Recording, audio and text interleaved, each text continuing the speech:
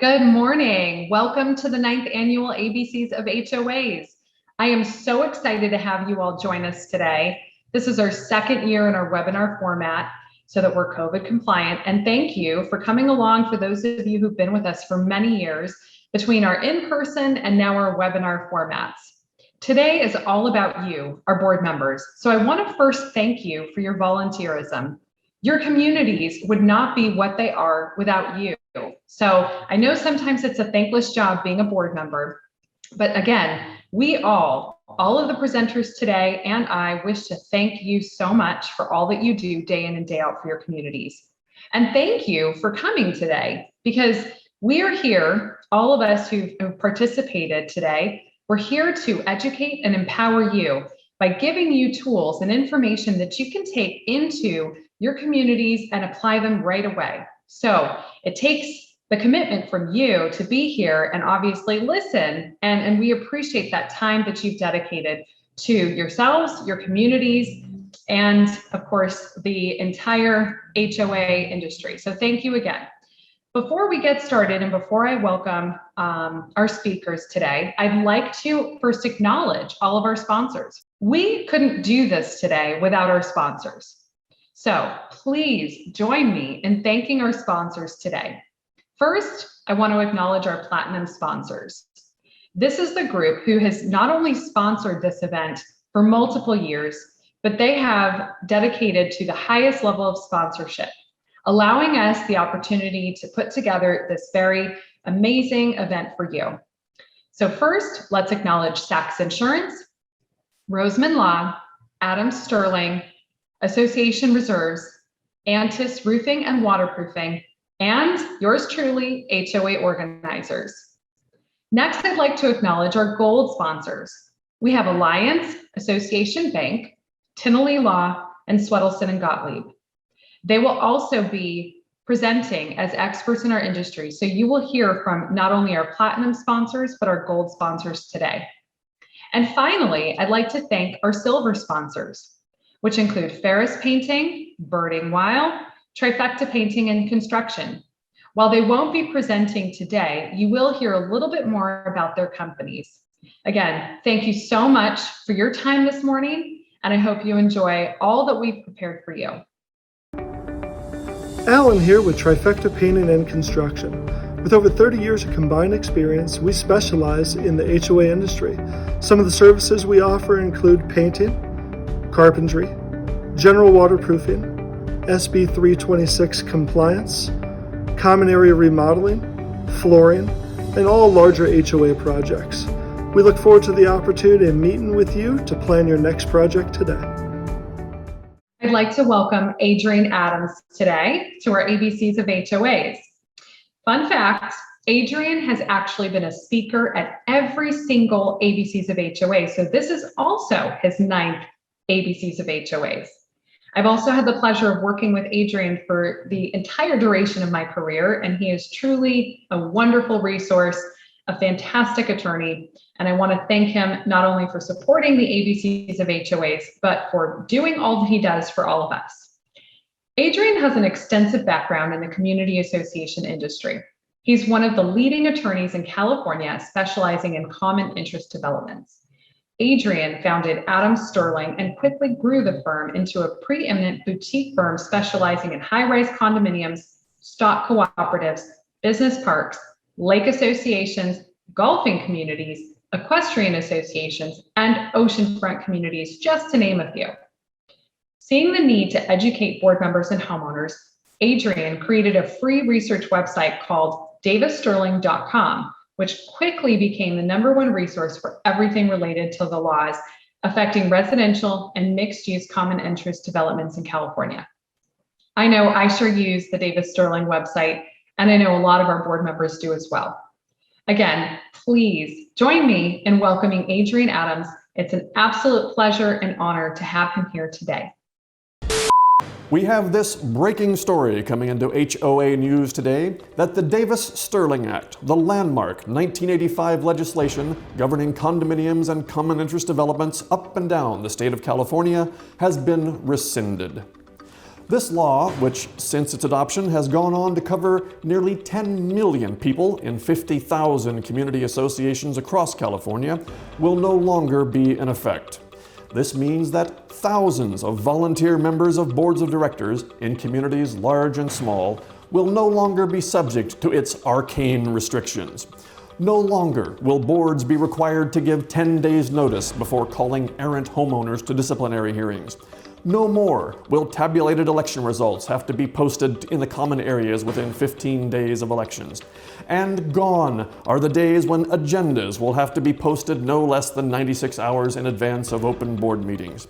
With these burdensome restrictions lifted, board members, it is time to celebrate. And now, excuse me one second.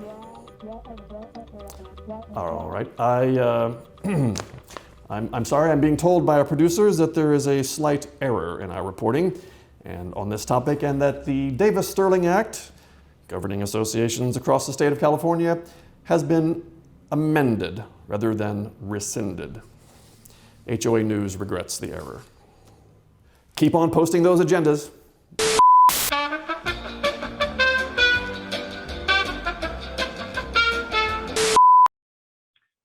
Thank you for that introduction. Hi, everyone. This is Adrian Adams, and we're going to be looking at the new laws affecting associations. There was a lot of legislation this year, and I'm going to share my screen so we can take a look at that.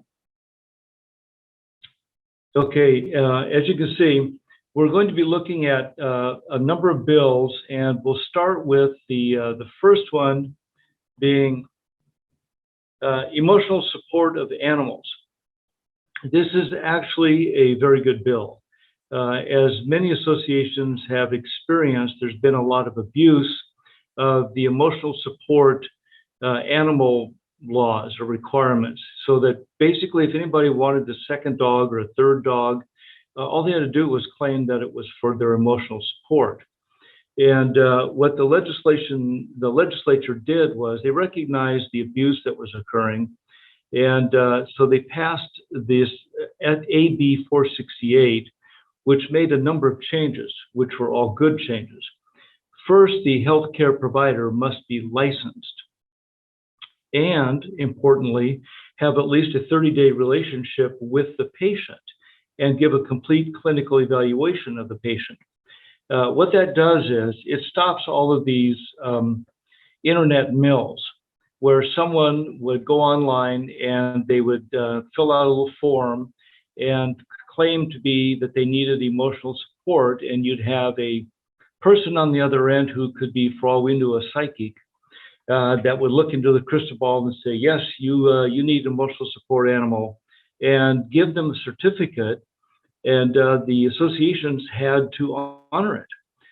So now that all goes, so that now they have to see a real healthcare provider. They have to have that has to be licensed and have to have known them for at least 30 days. And the other thing that it does is it puts restrictions on the sale of service animals, the sale of ID tags, the sale of vests. So it puts an onus on them to make sure that they're doing this properly. And so this was actually something that we've been looking forward to and hoping legislature would do at some point, and they've finally done it. Next one we're going to look at are elections by acclamation. This is another one that associations have been wanting for a long time, and that is when there are, for example, 3 seats open for election and only 3 persons running for that, 3 nominations, associations still had to go through the expense of preparing ballots, sending them out to the members, hiring an inspector of elections, and counting ballots where they already knew what it was going to be. So the legislature again stepped in and said that if the following conditions exist, the seats are uncontested, meaning there's three open seats and there's 3 or fewer candidates, and association has held an election in the prior 3 years, and then they have to give notices. So there has to be a 90-day notice prior to the deadline for nominations that they give the membership notice of the election procedures and the number of open seats. And then there's a requirement that they give an additional reminder notice 30 days prior to the deadline, and then list those nominees that have raised their hand and said, I'm willing to run for the board. Now, so this is actually a good change in the law. The downside is it now extends elections to a 6-month election cycle because of the extra notice period for letting people know on, that there may be an election by acclamation, giving the notice of the nomination procedures and so on. So this is going to require another change in election rules for everyone, and they need to add this into their election rules. And they don't have to do elections by acclamation, but so many of them have difficulty finding nominees that they have difficulty in actually filling seats. And so this would be actually a nice process that would eliminate the expense of having to go through sending out ballots to everybody. Next one we're going to look at are election cleanups. The SB 323 from a couple of years ago, 2 or 3 years ago, made a mess of the election process and inadvertently knocked out term limits. What this does, this bill made it clear that term limits are allowed. And so for those associations that want term limits, they can now start using them again. For those who've never had them, they can adopt them.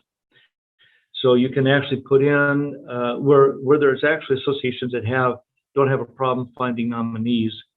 This helps to make sure that there's going to be turnover on the board. The other thing that they added was that the nominees, before if they entered into an election or into a payment plan, let's say that they were delinquent in their assessments, they still qualified for elected to the board of directors if they entered into a payment plan. The problem was that's all it said. All they had to do was enter it. They didn't have to comply with it. They didn't have to make the payments. They just had to enter into a payment plan. Well, this makes it clear now that the nominee has to also comply with the payment plan.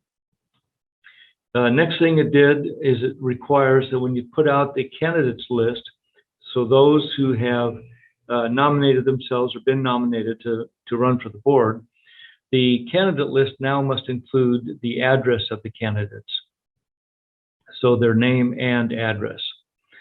Another thing that it corrected was it did never mention in SB 323 whether appointed directors had to fulfill the same qualifications as candidates. So it clarified that by saying, yes, they do.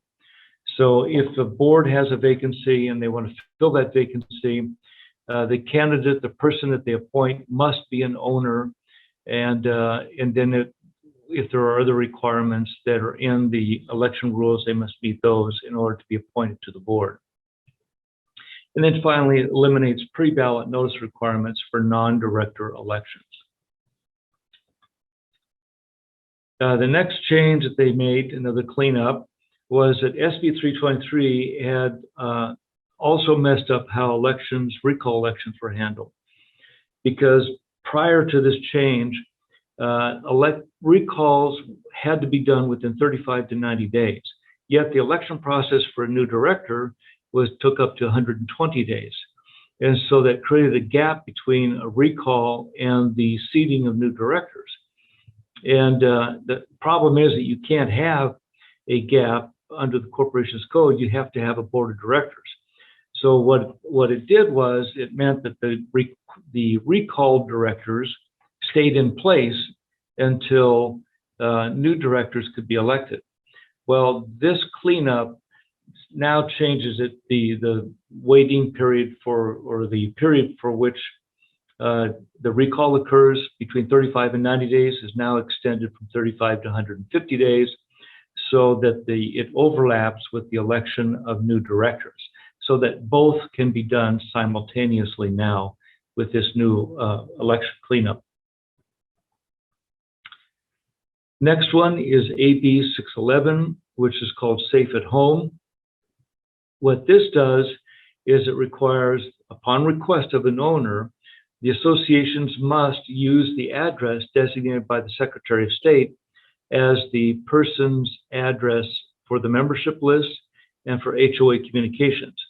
Now, what this is for is to protect those who are victims of domestic violence, sexual assault, stalking, human trafficking, and so on.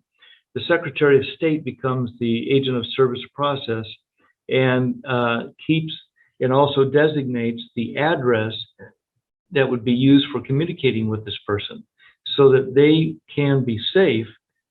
In other words, the person who might be stalking them won't know their real home address. And what the association is required to do, not only for the membership list, but also to withhold or redact information from the mailbox, directories, electronic keyboards or keypads, unit property numbers, and so on.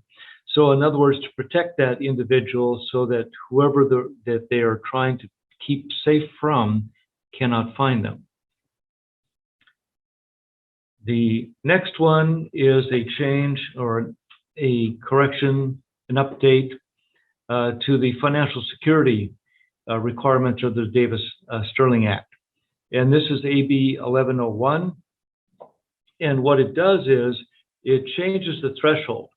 So the threshold for written approval, in other words, the board has to approve any kinds of transfers of funds, so that now it's a percentage of the estimated budget income rather than previously the amount that would be in the funds. So which would change from month to month or even week to week. And so establishing a 5% or 10% number, whenever you try to establish that, it's difficult because it keeps changing. So here what they did was they set a flat fee of either $5,000 or 5% of the estimated budget income for the year to 50 units or less, and 10,000 or 5% if it's 51 units or more. And then it allows managers to deposit HOA funds in credit union accounts, which is a plus. It gives a little more flexibility here to associations. But those accounts must be protected by the National Credit Union Insurance Fund. So as long as they're insured, you can now put them into credit union accounts. Another thing it did was that management companies cannot commingle HOA funds with their own money. And you'd think that would be obvious, but they wanted to make sure it was clear that there can be no commingling of funds. It needs to be into a separate account, so designated for the association. Another thing that they clarified was the fidelity bond. Previously, they required associations to carry fidelity bonds, but most insurance companies didn't issue bonds, they issued crime insurance. So they defined fidelity bond now to mean crime insurance, employee dishonesty coverage, a fidelity bond, or an equivalent, which is good. So now it's clear that it makes it a little easier for them to get the insurance that they need. And they added that it must also cover computer fraud and funds transfer fraud. So these are all good changes that help to ensure or protect the association's funds, which is important. So because, as we know, fraud does occur from time to time, and you want to make sure that you can insure against that. Another is change in the law is AB 1124, dealing with solar energy systems. And previously, it required that the associations had to allow panels on buildings. Well, sometimes owners wanted to or needed to put them on the ground, especially in planned developments, where in their backyard is a better spot to put it for catching the sun rather than putting it on their roof. And so this now allows the requirement, allows them the flexibility of being able to put it on a building or on the ground. It also includes solar racking, solar mounts, and elevated solar support structures, whether they be on the ground or on a building.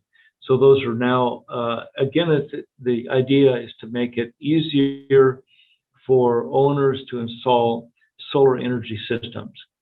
in order to take some of the pressure off the grid, the electric grid.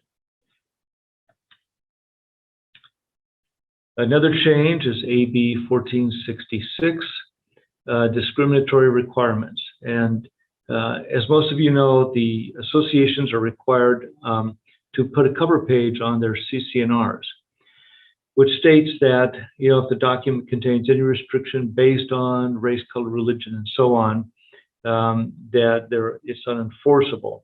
Well, they've added now age, so based on age, race, color, religion, and etc. And that, now you would think, okay, well, what about age restricted or senior communities? There's an exception for those. So existing senior communities, age restricted 55 plus communities are not impacted by this, but everybody else is. So it's a simple change of adding the word age in there and putting that in, recording it against the CCNRs. The other thing that the bill does is it makes it easier to eliminate discriminatory language, so that if a real estate broker were to see that there's restrictive language in there, that they can step in and make sure that that language is removed. The next one is AB 1584, dealing with rent restrictions. Those went into effect last year, and what the legislature did was require that associations amend their documents to conform to the legislature's rent restriction standards. And basically what it did was, if you had a rental cap of 10%, the legislature said you can no longer use that 10%. It must be 25% or larger. So you can't have anything less than 25% as a rental cap. And the other thing was that many associations would have lease requirements, that leases be no less than 6 months or be no less than 1 year. The legislature changed that to 30 days, so that you cannot have in your documents any requirement greater than 30 days for leases. So lease terms, in order to comply, the associations were required to almost immediately amend their documents. And that was a problem, because taking it to the membership, it just takes too long. So one of the things that they did was they extended this now to July 1 of next year, 2022. And our firm was advising clients that the board could do this on their own, that it didn't have to go to the membership to take a vote. And one of the things that the legislature did was to clarify that and to say, yes, boards can do this on their own. They don't have to go to a vote of the members. Because as most of you have experienced, that voter apathy alone makes it almost impossible to pass anything. And so they're authorizing boards now to make these amendments, these changes on their own. And this is provided that they already have existing restrictions in place. So if they have a minimum lease requirement, 6 months, a year, the board can on their own change it to 30 days. If they have a rental cap, existing rental cap, it would be 10, 15, 20%. Board, without a vote of the membership, can change it to 25. But what they have to do is give the membership 28-day notice of their intended changes to the CCNRs, so that they can consider any input from the membership. And the other thing is to clarify that if there is no existing rental cap in their CCNRs at all, and the board wants to put one in to comply with the 25% requirement, this has to go to a vote of the members. Because the requirement is not that they have the 25% cap, but that if they have an existing cap, they conform to it. So if they want to add a cap that doesn't exist, the board cannot do this on their own. It must go to a membership vote. Next one is SB 9, lot splitting, which has caused a great deal of concern for planned developments, and that is single-family lots with a single-family house on it can be split. and you can have a duplex on a single family lot. One of the things that the associations were concerned about was how that would impact membership, or because if you're adding or splitting the lot and adding now another unit on, you're now adding members. What does that do with assessments? How's it, there's just all kinds of legal impacts that could be foreseen if lot splitting is allowed in common interest developments. So Senator Tony Atkins wrote a letter making it clear that her bill does not affect HOAs. We're hoping that that is indeed the case. We won't actually know until someone were to challenge it and it goes to court, or the legislature were to add some kind of qualifying language to it. But right now, we just have her letter saying that it does not apply to HOAs, and we're hoping that that's the case. Okay, another change is SB 391. This bill dealt with virtual meetings.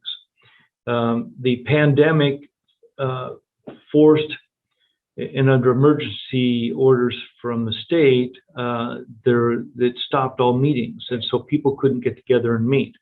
So association board meetings, association annual meetings could not be held physically in the same place. And that led to Zoom meetings. And across the state, everybody started using Zoom meetings. And so that they found that they could do it, it could be done. People became adept at it, associations now use it and may continue to use it beyond the pandemic. But one of the things that's required once the emergency is over is they have to have a physical location where people can go if they want to. Well, what the legislature did was, for future emergencies, declared emergencies, such as the Paradise fires in Northern California that basically wiped out all structures. In an association, they had nowhere to physically meet. And everybody was scattered all over in the state and out of the state. And the only way that they could really meet effectively would be to meet virtually. So what this does is it eliminates the requirement for physical location in the event of a declared emergency that would apply. And it also requires that the association give clear instructions for participants on how they can participate in the meetings. It requires a phone and email address for a tech who can assist those who are having difficulty logging into the meeting or participating in the meeting. And it requires a roll call vote by the board when they vote on issues, because not all meetings would be held by video conference. It allows for conference calls and video or conference phones, so that if you have people listening in over the phone and participating in that way, they won't always know how everybody voted. And so roll call votes would be required so that they can hear each of the directors and how they're voting on a particular issue. And then finally, if it's an annual meeting where there's an election and a counting of ballots, that must be held by video so that people can see the meeting, and it's required that the camera be pointed at the inspector of elections so that they can see the inspector counting the ballots and tabulating votes. So this is another plus, another good piece of legislation for associations. Let's go to the next bill, SB 392, dealing with document deliveries. And as many associations have been trying to move more into emails, which is more convenient and less expensive than using first-class mail, this bill states that members can select a preferred delivery method, because a lot of homeowners also prefer to have things delivered by the association via email. And so they can now select, I want things delivered to me by first-class mail, I want it by email, or I want it by both. And then starting in 2023, the associations must deliver the documents by the preferred method. So that's going to require some changes by many management companies in that they must be able to keep track of what members have selected as their preferred method of delivery. And then they must try an alternative method if the email bounces. So this is going to be a little complicated for management companies to make these adjustments. But once it's done, it will be easier for members to select how they want information to be delivered to them. And then the other thing is that general delivery now can be done by posting on a website. A lot of times, well, prior to this, they would be posting notices of board meetings on an elevator or a board out by the gate, or some prominent place, but not everybody would see that. And so now this makes it easier for everyone to simply log in and look at the website to see notices being posted there. So this is another plus, another good piece of legislation for associations. Next one is SB 607, dealing with balcony inspections. And this is actually elevated structures. But everybody refers to it as balcony inspections. And prior to this change, the inspector hired by the association to inspect the balconies was prohibited from making any repairs to the balconies. This eliminates that restriction now, so that the company that's doing the inspections can also, if the board wants them to, make the replacements. Or the board still has the option of choosing another party to come in and make the repairs. So this gives a little more flexibility to associations, because sometimes it's difficult to find an inspector, come in, and then a separate company where they might, some companies have both in-house. They have an engineer or an architect in-house, and they can also perform the repairs. So again, a little more flexibility for associations. Okay, so this it's just basically a broad overview of the bills. You can find them in more detail on our websites. If you go to davissterling.com, we have under legal new laws that you can go in and you can actually click on, you can read the summaries of the new laws. You can also click on and read the bills and see the actual changes in the bills. They'll take you straight to each of the individual bills so you can read them for yourselves. All right, thank you everyone for your time, for attending this presentation put on by HOA organizers. They're a great management company. They put this on every year for your benefit. So if you have any questions, please feel free to send them through HOA organizers or through our website at davissterling.com. Thank you. Adam Stirling is California's premier law firm exclusively representing common interest developments. We provide general counsel and litigation services to a diverse portfolio of clients, including both homeowner and commercial associations. For the past 20 years, Adam Stirling has advised boards of directors in the effective governance of associations and advised on the implementation of strategic plans that reduce their liability risks. Adam Stirling is well known for its weekly newsletter and award-winning website, davissterling.com. The website and the newsletter reflect the firm's commitment to education and is the #1 relied upon reference for the interpretation of the Davis-Stirling Act. I'd like to welcome Roula Sakellakos with Alliance Association Bank. This is actually Roula's first year as a presenter with us, but she is truly a wonderful expert in this field. Roula Sakellakos is Vice President of Homeowners Association Banking with a focus on clients in Los Angeles, Ventura, and Santa Barbara counties. For more than 20 years, Ms. Sakellakos worked with Fortune 500 companies, leading sales and business development efforts that brought technology solutions to Xerox, Hewlett-Packard, Konica Minolta, and Canon, among others. In her position at Alliance Association Bank, Ms. Sakellakos offers customizable banking solutions and innovative technology sought by homeowners associations and community management groups. Her expertise in connecting clients with technology products and services brings additional value and insight to her clients. I'm so excited to hear what Roula has to share with us today. Again, thank you for joining me and welcoming Roula to the stage. Hello, my name is Roula Sakellakos, and I'm the Vice President of HOA Banking for Southern and Central California. Today, we're going to discuss lending for associations. For those associations contemplating a large-scale project and possibly not utilizing your reserve funds, a loan is a great alternative. Today, I'd like us to discuss a simple game plan that will help you navigate through your lending needs. Let's begin with what is a loan that an association may be entering. So who's the borrower? The borrower would be the association. What collateral is required? Basically, the only collateral requires an assignment of assessment rights. And who's responsible for the loan?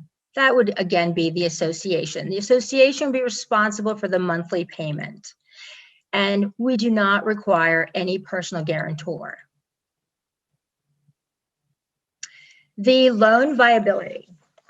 Let's talk about what an association should begin with when contemplating entering into a loan. The first step is contact your management company. Your management company is a great resource and will help you with the entire loan and underwriting process as we assist them to fund the appropriate loan for your project. In addition to contacting your management company, it's important to contact an attorney to make sure that you understand what is involved for your particular association to enter into a loan. For smaller loans, you may just consider increasing your regular assessments that may satisfy the monthly payment. For a larger loan, you want to consider a special assessment. When contemplating entering into a loan, let's consider the loan viability. When an association is considering moving forward with contacting a bank for an HOA loan, you must consider your loan viability. Some of the metrics that are used to consider the risk assessment of an association would be the following. First, delinquencies. 10% delinquency over the number of units is a great indicator that you would be at a higher rating to qualify for this particular loan. Liquidity is the amount as a percentage of an annual assessment and annual debt services, is what most financial institutions will look at in regards to liquidity. Size. Most financial institutions require a minimum of 25 units or greater. However, there are exceptions to the policy, especially if your liquidity is in a healthy state. Assessment increase. Assessment increase is something that must be taken into consideration as well. Are you going to contemplate or enforce a regular assessment or a special assessment? Owner occupancy, the concentration of owners compared to the number of units. That particular number shouldn't exceed 40%. Why consider borrowing? It gives you the opportunity to extend the cost of a project over a longer period of time. At the same time, you have an opportunity to not only share the cost. So owners that are currently living at the property and, for example, decide to then sell would be responsible for a portion of the loan for the period of time in which they reside there. Once they sell it, if there's any balance to that loan, that could then be picked up by the new owners. Loan types. There are two types of loans to consider. If your project will be between 6 months to 24 months, you want to consider a construction loan. Construction loan gives you an opportunity to draw down the funds as you're working through your project. The project could not exceed 24 months. Once a 24-month period is up, that particular loan will then turn into a term loan. If your project is less than 6 months, you want to consider a term loan. Term loan not only secures the rate, but gives you an opportunity to receive all the funds at once to complete your project. The loan process. Once you decide on the term, you understand the requirements to qualify as well as the requirements to pass a special assessment. Your management company would then work with a financial institution to start the process by collecting underwriting documents. Those underwriting documents are then collected. An entire package is then delivered to the lending department. The lending department goes through a series of preparing a loan presentation and then final approval. Once that is complete, the financial institution or your banker will reach out to your management company, request additional documents for closing, and a meeting is set for us to sign closing documents. Once that process is complete, your loan is then funded. Here are some sample documents that would be requested during the underwriting process, as well as the closing process. The nice thing is that most of your lending institutions have a dedicated individual that will help your management company through the process and make it as seamless as possible.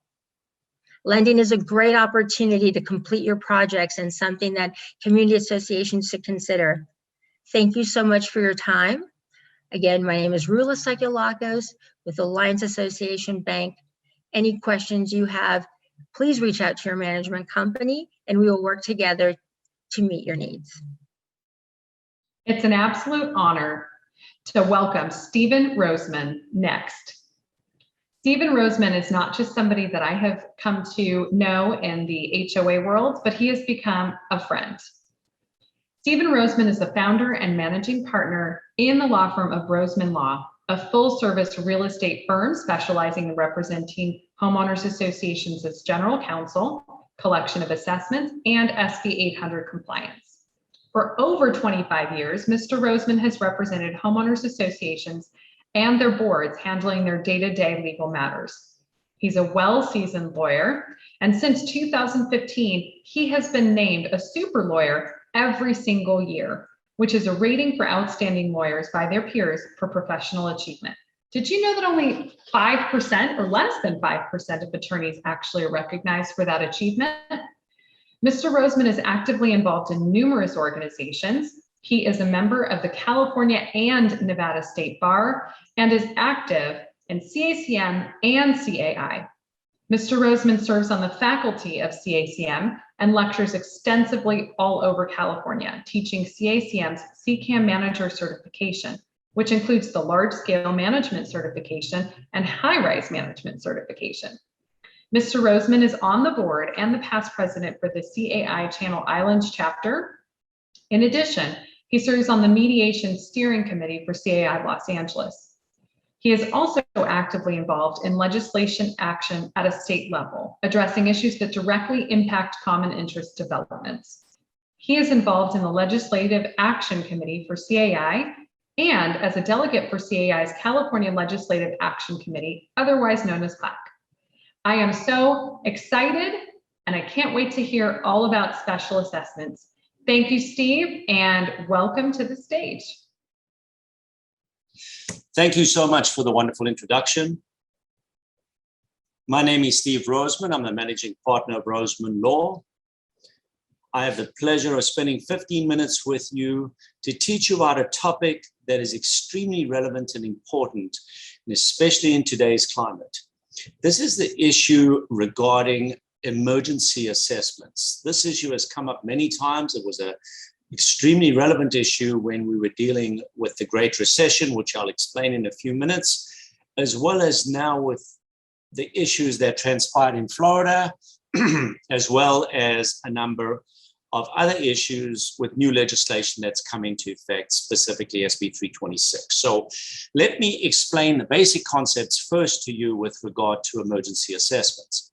The concept is simply this: as long as there are certain circumstances, which I'm going to address in a few minutes under Civil Code 5610, with regard to expenses or obligations that an association has that falls within those categories, a board has the power to specially assess owners in excess of the 5%. So, legally speaking, special assessments can only be increased by more than 5% of the annual budgeted expenses unless it's a vote of the membership or the owners. Boards can only increase up to that 5% threshold, except under the circumstances of where it's an emergency assessment. So let's talk about what an emergency assessment is. So the law is this: a board of directors can impose an assessment in excess of the 5% special assessment if any of the following circumstances are met. And this is, as I said, Civil Code 5610. 1, an extraordinary expense required by a court order. So if there's a judgment against the association and it has to be paid, that would be a court order requiring payments be made. And if the money is not readily available, an emergency assessment can be passed for that purpose.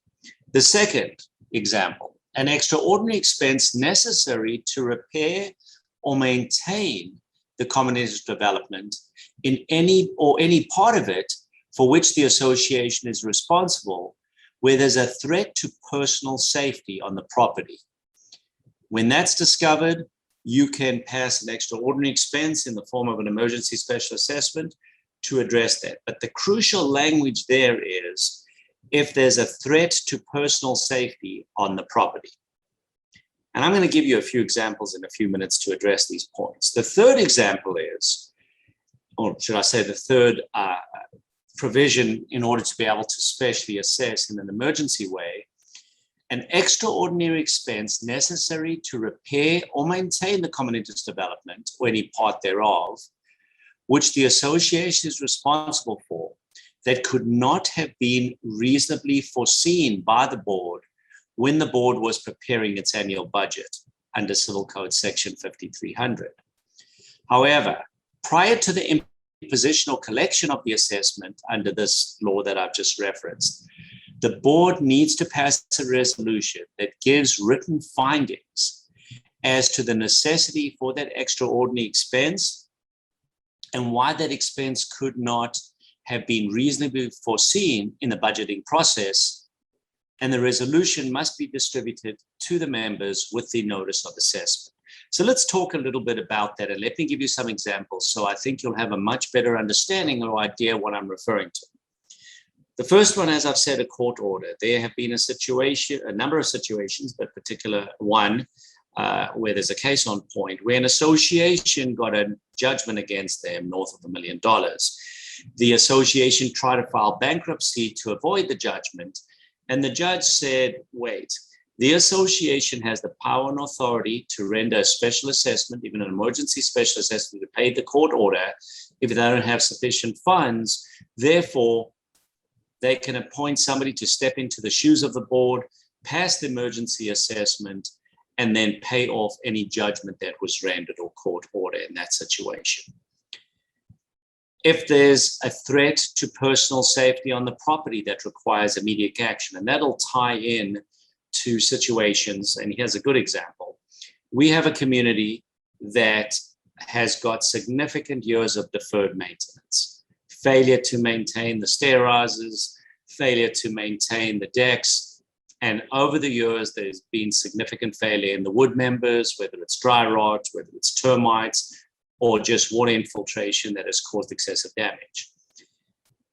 The city comes in and undertakes an inspection and discovers that some of the staircases have suffered so much damage for the failure to maintain it over a period of time that they red tag that. Now the association's faced with a significant problem because they do not have the money to make the repairs. And when they pass the special assessment, putting it to the vote of the owners say, no way, we're not paying that excessive special assessment to pay for the repairs to those stairs. Now you've got a red tagged building and no action as far as money is concerned to pay for that. Can the board then go ahead, specially assess just the portion of what has been red tagged to repair the stairs? Or can they specially assess to make all the repairs because there's economies of scale, there's engineering, all work done at the same time, will allow them to complete the reconstruction project, looking at all the decks, looking at all the stairs, etc.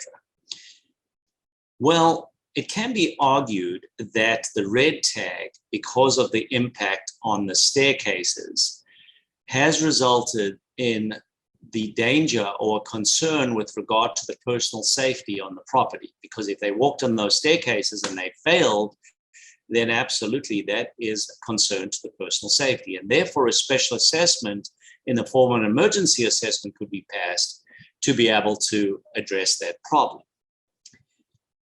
That is example or section number 2 that we've referenced. It would be very difficult for an association to go ahead and argue that it wasn't reasonably foreseeable that the staircases would fail, get red tagged, and as a result of that, there would be a requirement for an emergency special assessment. Because deferred maintenance over a period of time, when the reserve study calls for remove and replace at one point for those major components and they failed to act or failed to take mitigating steps like inspections, maintaining it with paints of coat or elastomeric applications or whatever the method is, it would be very difficult to argue that.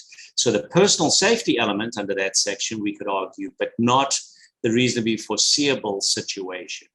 So where would a reasonable foreseeable situation occur that could not have been contemplated when when the budget was prepared under section 5300? How about this example? Going back to the Great Recession. If you recall, when the banks collapsed, there were a number of homeowners that could not afford to pay their mortgages. Suddenly, overnight, the delinquencies for many of these communities skyrocketed. From 3%, some of them went up to 20, 30%. The association was hard-pressed to be able to pay even its expenses for the year for operating purposes, let alone even put money into the reserves to fund it. Could a situation occur in that scenario where the board could pass an emergency special assessment to be able to fund the difference in the delinquent assessments for that period of time? I think it was easily argued that at that moment, at that year, it was not reasonably foreseeable at the time of preparing the budget that there'd be such a massive increase in delinquencies for assessments. So under those circumstances, passing that assessment to pay for the difference would be, in my opinion, unforeseen circumstances that would be reasonable. And those reasonable, unforeseen circumstances would allow for that special assessment. How about the next year? Because we thought the economy would get better theoretically. I don't think that's unforeseen. Second year around, it would be very difficult to argue an emergency special assessment because it would be hard to say that we know it happened last year, but based on history, we know that recessions like that, even the Great Recession went on for an extended period of time. Therefore, the board for that budget year would have had to make sure, 1, increase the regular assessments, 2, pass the assessment if it was necessary up to 5%, or 3, if they wanted to raise more revenue that was beyond the 5% threshold of the vote of the owners, they could not argue an emergency assessment. They would have to do it as a vote of the owners to pay for that increase. So that's a very good example of where in certain fact scenarios, you could go ahead and do an emergency assessment, but other situations, they could not. Another good example, brush clearance. Let's say, for example, there was a situation where you get this final warning from the fire department to say you failed to do brush clearance and you need to do brush clearance immediately to avoid massive fines or other liability. Would that be reasonably foreseeable? I think that's a very tough one to argue, because there should have been funds assigned for purposes of brush clearance, because we all know in California what the requirements are and the obligations to do that. So I think a failure to reserve funds or put funds aside for that purpose wouldn't allow for an emergency special assessment to address the brush clearance issue. Let's think of a couple of other examples. We have an association. We know fires are broken out. We've had a lot of fires. Well, the association goes to their insurance broker, and the insurance broker says, you're not going to believe it, but insurance underwriting and insurance carriers are making it so difficult to get insurance now that if you want insurance for your HOA, you will have to pay 500% increase on the cost of insurance. And unfortunately, that story is very common in many of our communities over the last few years. Is that a circumstance that would allow for emergency special assessment? I would say absolutely. I don't think anybody at the time the budget was prepared could have reasonably foreseen such a massive increase in insurance coverage costs that would require them to build that into the budget. Same concept for second year. Second year, they should have contemplated that, because it's likely that would have occurred again. And if it would, there should be money set aside for that purpose. So when we were talking about deck inspections, 526 civil code inspections, you should now be putting money aside in your reserves for purposes of conducting the inspections, not only the 529 deck inspections, but also to make repairs on any potential findings as a result of those inspections that are conducted by design professionals. So make sure funds are allocated for that purpose, so that you don't have a situation where you have to pass emergency assessments and people argue they're invalid assessments and you're going to have a problem collecting. If the board fails to act on any of the issues or circumstances that I've spoken about, or they pass emergency special assessment when it shouldn't be, or they're unable to get the funds necessary to address the issues we've spoken about, that is a breach of the board's fiduciary duty. It can expose the board and the corporation to liability. So therefore, make sure you address these issues, get legal guidance, get management guidance, but make sure you act on these issues, because under certain circumstances, you can do that emergency assessment, but other circumstances, it may be a problem. Thank you so much for the opportunity to spend 15 minutes with you. I hope it's valuable, and if you have any questions, please go right ahead. Welcome to Roseman Law, a full-service real estate and business law firm, specializing in the representation of common interest developments. And here are a few of the areas of law we practice. General counsel legal services, including serving as corporate counsel, interpretation of governing documents, restating governing documents, and contract review. Our firm has more than 2 decades of litigation and trial experience, including SB 800 compliance. We have a dedicated collections division, both judicial and non-judicial. We are proud to celebrate 25 years of service. To continue to live our mission to educate, innovate, and thrive. Providing education for our clients through seminars, workshops, and our monthly Ask Roseman Law. Our purpose is to give back to our communities. Our why is our team and you, our clients. Thank you for supporting our mission and our 25 days of giving. And this is why we are here. And continue to be here for our team, for our clients, and for our community.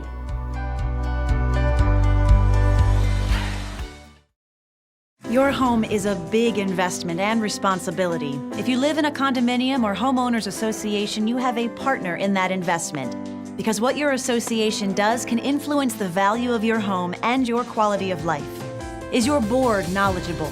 Is your manager trained and certified? Is your investment safe? Community Associations Institute can help answer these questions and provide the resources to build a great community. Learn more at responsiblecommunities.com. Hello, my name is Joan Urbaniak, and I'm the Executive Director of Community Associations Institute, CAI, an international organization dedicated to providing resources and education to HOA boards of directors and their professional managers. I thank you for inviting me to be with you today HOA Organizers is a good member of our organization, and we value the education that they are providing to you, their boards. Thanks very much and have a great session. Our next expert is Aaron Antis. And if you've been around the HOA world, perhaps you've seen him at a love drop, a charity event, or maybe dressed as Santa's helper. Aaron is so much fun, but he is a wealth of knowledge. Aaron Antis is Vice President of Sales and Field Operation of Antis Roofing. He joined the company back in 2007 as a trainee roofer and has trained and worked in all of the company's core business departments since then. In this role, he has the responsibility for all client-facing work, including on-site operations, quality control, and project management. Aaron is the nephew of the founder and CEO, Charles Antis.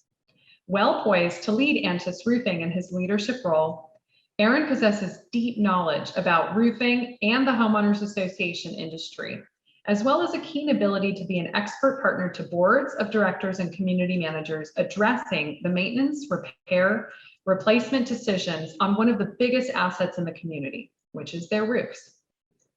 He has developed and led training programs offered to community association managers and board members. He also serves on the Build Task Force for Ronald McDonald House, Orange County. Possessing a serious sense of humor, which I can attest to, Aaron can be found in costume as many of the trade shows, including his signature Aaron the Elf during the holidays. In 2018, the National Roofing Contractors Association, or the NRCA, selected Aaron as one of 36 emerging leaders in the roofing industry to attend NRCA University's Future Executive Institute at Northwestern University's Kellogg School of Management, taught by Northwestern University professors. In 2019, Aaron was recognized as one of the Irvine Chamber of Commerce 40 Under 40 honorees. It is truly an honor to have Aaron here today. I know my team has certainly learned so much from Aaron over the years. He'll impart information about roofing, preventative maintenance, and the shortage of supplies that we're all facing these days. So let's welcome Aaron Antis. Thank you so much for that introduction. Really appreciate the opportunity to be able to speak to all of you today. I'm thankful to HOA organizers for organizing this for all of us to be able to learn and improve in our responsibilities in our HOAs that we work in and we have the opportunity to work in. So I had the opportunity to talk about roofing and re-roofing specifically, but really talking about the supply chain during a pandemic and what we've been going through in the past year and a half, and maybe what the future holds, what it kind of looks like, what's been happening lately, why, and what we can do about it. So I'm going to go ahead and jump in. Here is our agenda. Our agenda is regarding roof repairs and maintenances, what that kind of looks like today in relation to a pandemic, and also in relation to re-roofing, as well as, like I mentioned, material shortages and price increases, project timelines, labor cost increases, and then again, what you can do about it. So want to give a basic roofing status update. Leak repairs and roof repairs right now, they're pretty much quick to schedule, pretty typical for this time of year, able to get it on the schedule within days or a couple few weeks. And getting the materials needed for those repairs is usually pretty easy to be able to do. Occasionally we'll run across an issue of getting a specific kind of material, but that's pretty typical, even if we weren't in the middle of a pandemic. And then also same thing with roof maintenance, similar to repair for scheduling, source of materials, costs. Most of that has basically stayed the same and hasn't had any massive increases in costs or timelines or anything like that. And also with roofing maintenance, it is the best option if re-roofing decisions might take a while. If, maybe it might happen next year, then I would still recommend that roofing maintenance be done. So we're going to talk a little bit about that. Why do roofing maintenance before re-roofing? Because it's a waste of money, right? No, here's why. By doing roof maintenance, you are minimizing the high cost of roof replacement later. And what I mean by that is we're going to be able to detect problems that might turn into structural damage early and be able to address those so that they're not as extensive of roof damage, which in turn reduces the amount of change order costs when re-roofing is done, because you're not getting as much dry rot from having left areas open and exposed for extended periods of time. You also avoid the high cost of roof repairs now, so you stop the easy leaks. And this is where maintenance is extremely helpful and incredibly highly recommended to do. In my opinion, a true waste of money is not resealing a $2 pipe or replacing a $5 tile, which causes a $2,000 to $20,000 leak and interior remediation costs. So we see this time and time again. We recommend maintenance. We see some slipped tiles, we see some broken tiles, we see some open plumbing pipes, and there's not that many of them. We're probably going to re-roof next year. We'll probably be fine through the rainy season. We only had a few leaks last year, and then a $5 slipped tile that could, or actually even a slipped tile could have just been reset in place and resecured. But a broken tile, $5 broken tile, instead of just replacing that turns into a multi-$1,000 leak and a frustration for your homeowner and all that goes with it. And so by doing the maintenance, you reduce the homeowner complaints or reports of board negligence, and then also their frustration, their complaints of the board not doing their due diligence and potentially displacement for repairs and mold claims or anything like that needs to be looked into. Material shortages, there are a host of reasons why this is happening. I've only listed a few, literally a few. I wish it was a much shorter list that we could really talk about. But COVID-19, plants were initially shutting down due to outbreaks. You have homeowner do-it-yourselfers that are out there buying up materials and fixing things because they're at home and they're noticing a lot more. And hey, I can do it myself because now I got all this time. I'm not commuting in traffic, all that. And then again, homeowners noticing upgrades needed and hiring out the work. You have metal product tariffs. You have new home construction demand, which is extremely high right now. And so you have a shortage of skilled, willing labor for the sector of the construction industry. And that impacts the entire industry, just because new home construction is typically first on the list for manufacturers and their materials, because they are doing a lot of square footage. And then you have a shortage of labor and freight. You have severe cold weather in the south. You have the Suez Canal blockage. You have hurricanes in the south. Many manufacturers are also redirecting all their materials to those areas because that's where they can get more money. Fortunately for them, unfortunately for people in that area, which means a lot of that product isn't making its way, to our local areas. You have lumber mills burning down over the course of the past year and a half or so. And so all of this is contributing to material shortages. And there's a whole lot more, as I mentioned before. Months-long shipping time for some components are causing delays for construction projects. So this is like insulation materials like polyiso and EPS and other underlayment products are in short supply. Some of their lead times are literally 7 months to a year. And it's continuing to increase, unfortunately. Hopefully it actually starts to taper off and slow down for some of these products. Availability of these products will continue to be unpredictable, and indications our economy will remain strong, pressuring suppliers around the globe to keep up with demand. Although no one can say with certainty, certain guidance from vendors that supply the roofing industry indicates shortages will likely extend into 2023. Although prices on some construction components like lumber, for example, have come down from the astronomical levels of a few months ago, costs for other critical materials continue to rise. And then also the ability to actually get those materials continues to have extended dates.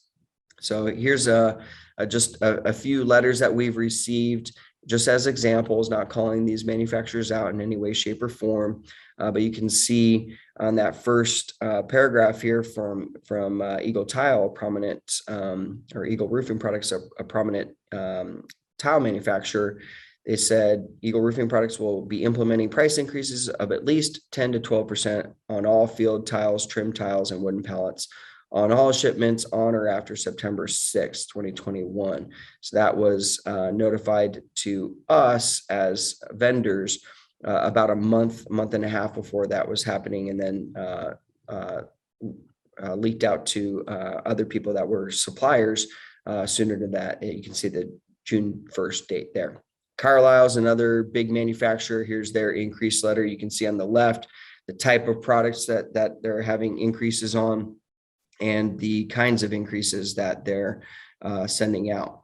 And this was early on that they were sending this out. They've had multiple increases since early 2021, and you can see here they're predicting them for 2022 as well. And this is not exclusive to just them. This is just constantly increasing the costs. Another price increase notice from a coatings manufacturer, multiple percentages there. And it is on when they ship the materials, not necessarily when you place the order. So it'd be nice if we could place the order and, hey, I'm going to pick it up sometime next year, but it's you get the cost increases when they ship the materials. And then here's one from Fontana. It's an underlayment manufacturer. And this one on the day of, they sent it that day, effective today, effective immediately. This specific product will be increased approximately 25%. And that's because the materials that they're getting to put all of this together and make and manufacture the underlayment was increased on them. And they're basically told, pay up or we'll send it to somebody else. And so the options become pretty limited for even the manufacturers, let alone the little guys at the end, the vendors that are actually installing the materials. Labor cost increases are also a factor. I won't spend a ton of time here. You can go back to this slide later, but the industry moves around for 50 cents, $1 an hour. And this is particularly true with skilled labor. You got the fast food industry, even you see now that they're trying to attract people. They're increasing their rates for those employees significantly, or potential employees, and trying to bring them in. So would you rather be a roofer, entry-level roofer, or would you rather work at In-N-Out? That's starting to become the question. So at some point in the future, the roofing industry will need to significantly increase labor rates, and that will be passed on to the customers. And so with all that right there too, since labor is one of the most massive parts of a roofing project cost, now's the time to question the low bid contractor. So you have to re-roof. Here's how. Don't delay, start planning now, literally now. If you're planning on doing it sometime next year or even in 2023, start talking about it now, start planning for it now. The cost of these materials, we're not anticipating them overall coming down in any significant fashion. So we don't anticipate it actually getting cheaper for anybody in the long term. And so please just start putting your plans together now. There's a few exceptions to that. That's like lumber and plywood. Some of those costs we anticipate coming down since they've had astronomical increases, but typically when you manufacture increases, their material costs, they stay up there. Another thing is to figure out your finances now. Understand what a rough re-roof cost is today, and figure out, is it coming from the reserves? Do you need to special assess? Do you maybe need to get a loan? That's a very viable and well-practiced option nowadays. Just because there's low interest rates, there's literally no collateral except for the dues, which they're reviewed. You can bulk purchase and get the community project done at once, and so you're not having multiple price increases over time. You can lump other community projects with the loan, like painting or asphalt or any other number of projects. You eliminate the leaks right away. You're not having maintenance costs. You're not having interior repair costs.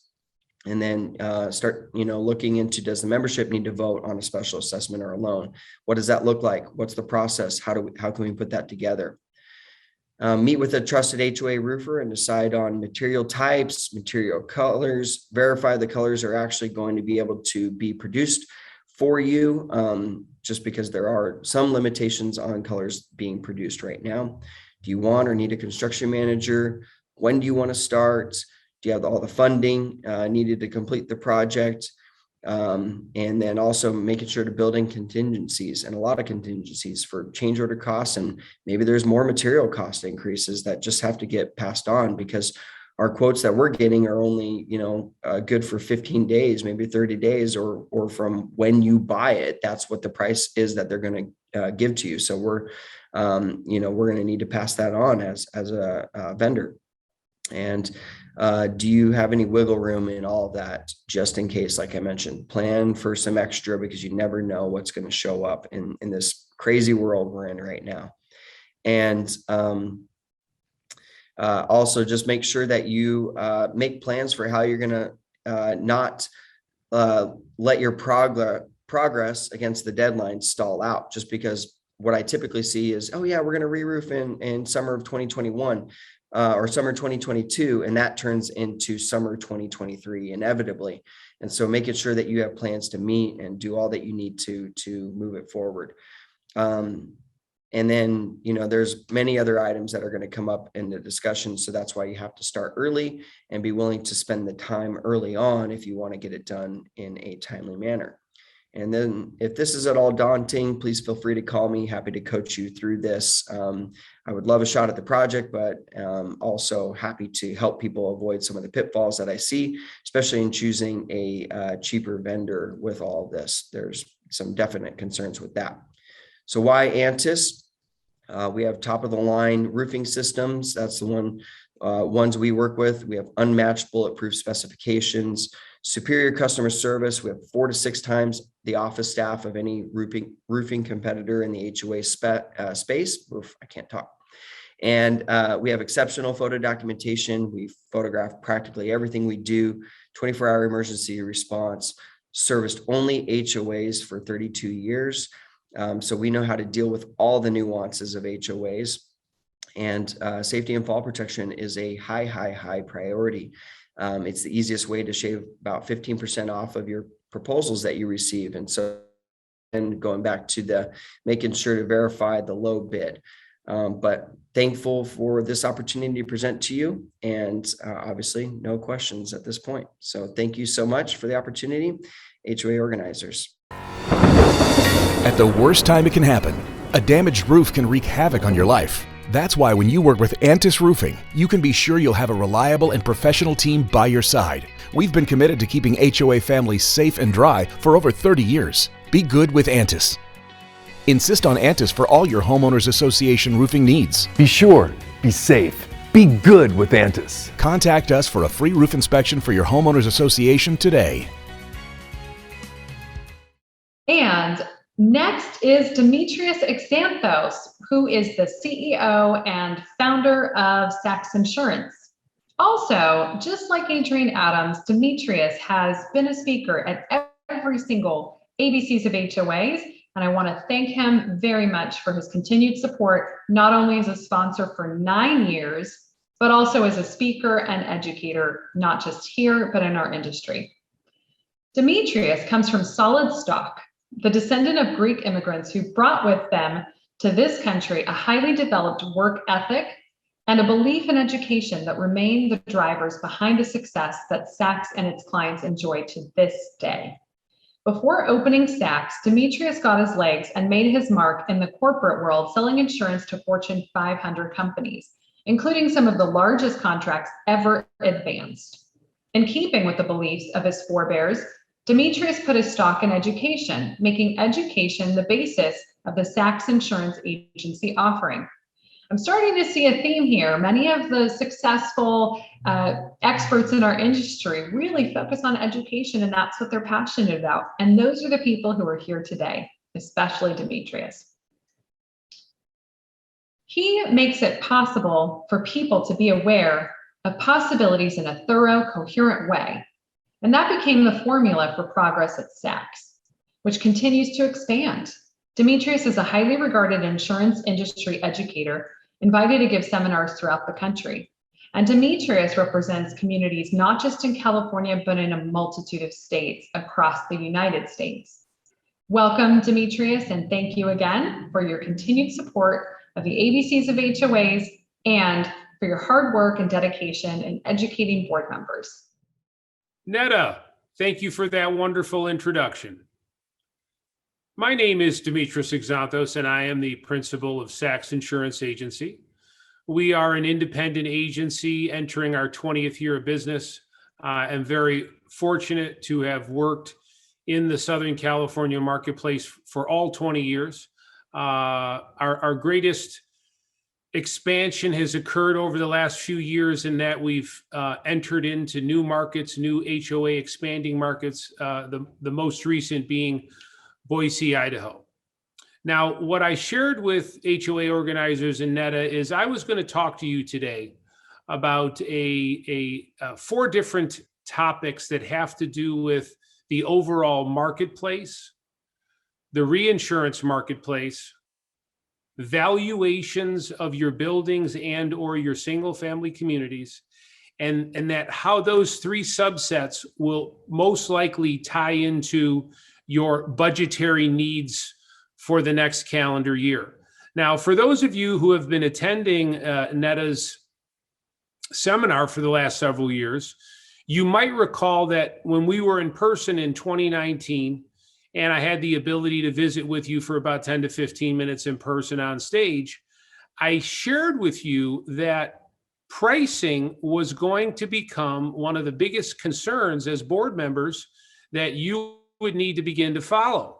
And unfortunately, I was right, as many others were right. And that's because, as I shared with you in person that year, and again, I want to qualify, this is just for the Western United States. In 2017, fire loss was $14 billion. In 2018, fire loss was $26 billion. In 2019, fire loss in the Western US was just shy of $15 billion. And as we're continuing to finalize 2020, it looks like it's creeping towards a little over $13 billion. So what you have in the Western United States, insurers have paid out $70 billion in fire losses. This is not inclusive of any other loss category, sudden and accidental water loss, hail. And again, remember, this number of 70 billion is absent of the Northeast, the Southeast, the Midwest, flooding, hurricanes, what unfortunately happened in Florida. So this number is isolated to us here in the Western US. Now, why do I bring that up? I bring that up, and I'm going to dovetail into why I want to talk to you about reinsurance. It really doesn't matter what brand name insurance company you have. Travelers, Allstate, State Farm, Fireman's Fund, Progressive. Pick any brand name insurance company that you're familiar with. All of them purchase reinsurance. This is where they're sharing their exposure with another company. They're offloading this exposure. And let's take the example of maybe there's a carrier that has $1 billion of risk that sit in a residential condominium, a book of business. And they want to make sure that they can offload some of that risk to a reinsurance company, maybe 50% of it, all right? And so that reinsurance company is going to charge them a fee to assume sharing that risk. And so part of what begins to set the pricing at the retail level is what is the reinsurance company charging to sit behind this brand name that you know. Now, what's happened over the last 4 years is these reinsurance treaties, these relationships, they put the brand name carrier first to pay you, And they kind of get involved when that brand name really gets, for lack of a better term, whacked on a large loss. So obviously, in talking about $70 billion in the last 4 years just in the Western US, you can be 100% confident that these reinsurance companies have joined in and paid out quite a bit of money. So reinsurance rates are up. Furthermore, the treaties that they're entering into, they're beginning to put more restrictive parameters on what risk subsets they want to be involved in, i.e. brush. Now, when you take the fact that they've paid out $70 billion, reinsurance rates are up, they are now becoming extremely picky on what the primary carrier can and can't get involved in terms of brush score. What you have is you have the same demand in California for the same communities, but you now have those communities getting higher brush scores, redesignated brush scores, and in some instances becoming ineligible to participate in what they used to participate in with their insurance company. So that storm alone has created price pressure. Now, furthermore, just like in any other business segment, when an industry leader moves, everybody else moves. Now, there's a company called FM Global, and their US company is Affiliated FM. They are unquestionably known as the largest commercial property writer in the world. And so they began in 2019 and have done it for the last 3 consecutive years. They have raised their base rate 20% year over year over year. So that's 3 20% rate increases. Now, what does a company like me use them for? They are for our high-rise clients. They are for our hotel clients. They are for our sports arena clients. And they are for our clients that have a large schedule of what we would deem commercial buildings, right? So their minimum premium is $50 million. Well, why do I share that with you? Well, if the largest commercial property writer in the world has passed along 20% rate increases year over year over year, what's happening is everybody's following. So Travelers, Philadelphia, Farmers, State Farm, Allstate. Again, it doesn't matter when an industry when an industry leader moves, it gives permission for the rest to follow. So there is another stacking block for why price pressure is at an all-time high. Now, switching to the topic of valuation. If you're out in the audience today and you live in a single-family community and you sit on a board that is responsible for common area elements, sidewalks, block walls, gated entries, monuments, sports courts, tot lots, etc., pools, clubhouses, spas. Or if you're in the audience and you live in a condo or a townhome or a mixed-use mid-rise or a high-rise, none of us are absent to what's happening. We are in an economic climate where transportation costs are up, fuel costs are up, the cost of everything appears and feels to be up. And I think it was last week, CBS did a big spot on the cost of appliances, lumber, construction goods. So what used to be $200 a square foot under today's standards is now $350 a square foot. So what you need to be prepared for is you're going to start to see pressure from your insurance agent, he or she, and that pressure is going to be coming from the insurance company. And again, I want to keep tying these blocks together. When they've lost $70 billion over the last 4 years, and their reinsurance rates are going up.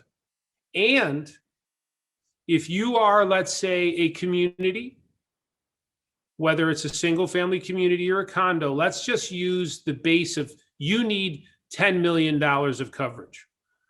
But let's say that in reality, even before the pandemic, you really should have been insured for $13.5 million.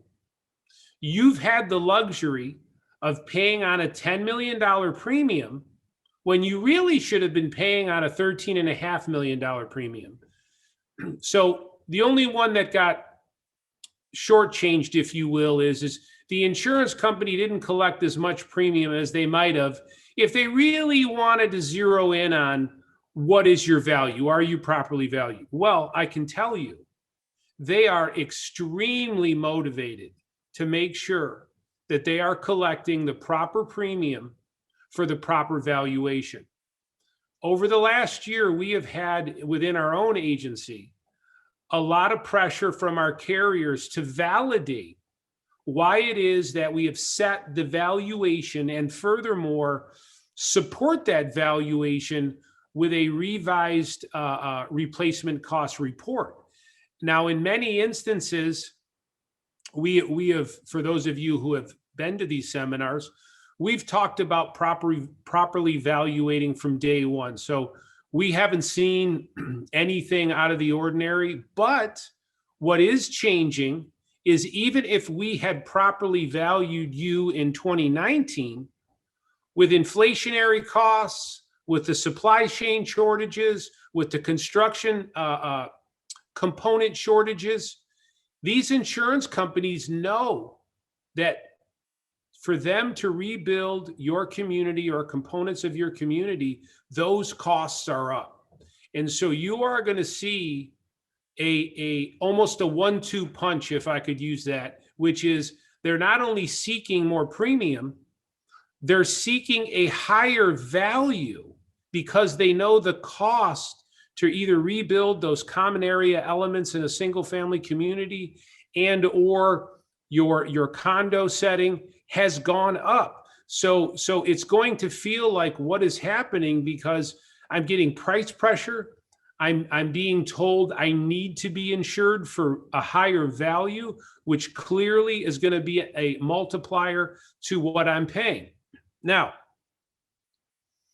switching gears to those of you in the audience that live in a single family community, it is imperative that you have a good sense of the type of policy you're in terms of, is it blanket or is it specified limit? And what I mean by that is if you're a community with a gated entry, a motorized gated entry, monuments, block walls, sports courts, tot lots, maybe a dog park, there should be specified values, and those values go into an application. If, per se, you're in a policy where the insurance company is going to look to the limit for that specific item put in the application, that is the amount they will pay out and not a cent more. There's nothing wrong with those policies, but you need to be aware of that. If you can get into a policy where it's a blanket limit, where they take the total of all of these varying values, and let's say it comes up to 2 million, and that regardless of what was impacted, 2 million is available to repair and replace, that is a much better policy. So those are questions that should be asked of your agent if you're one of those folks in the audience today that live in a single family community. In terms of the folks that are in a condo, a townhome, a mid-rise, a high-rise, hey, look, it's straightforward, right? The cost is directly tied to what do the governing documents say the association has an insurable interest to insure.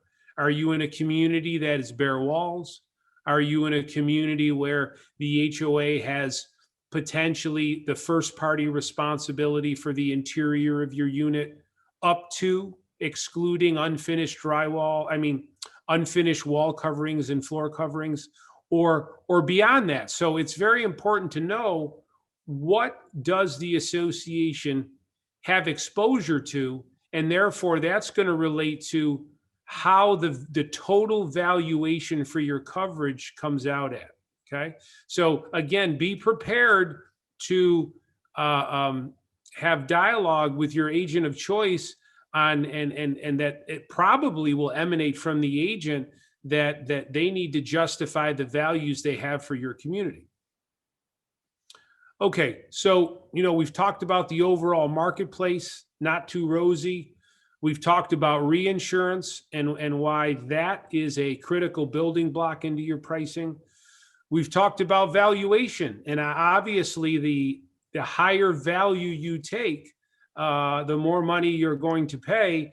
And furthermore, that may be out of your control, meaning the insurance company may say the only way we will stay on your risk is if you assume this level of insurance.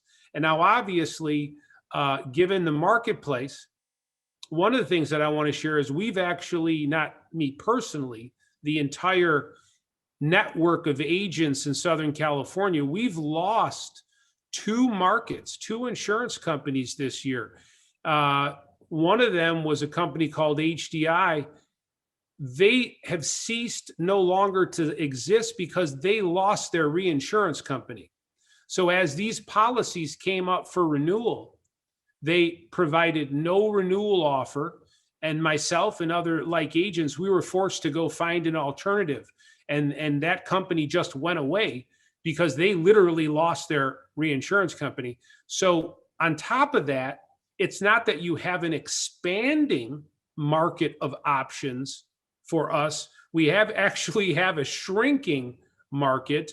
And then you wrap around that of an even further tightening of brush restriction and what an insurance company will or will not insure anymore based on current standard brush scores.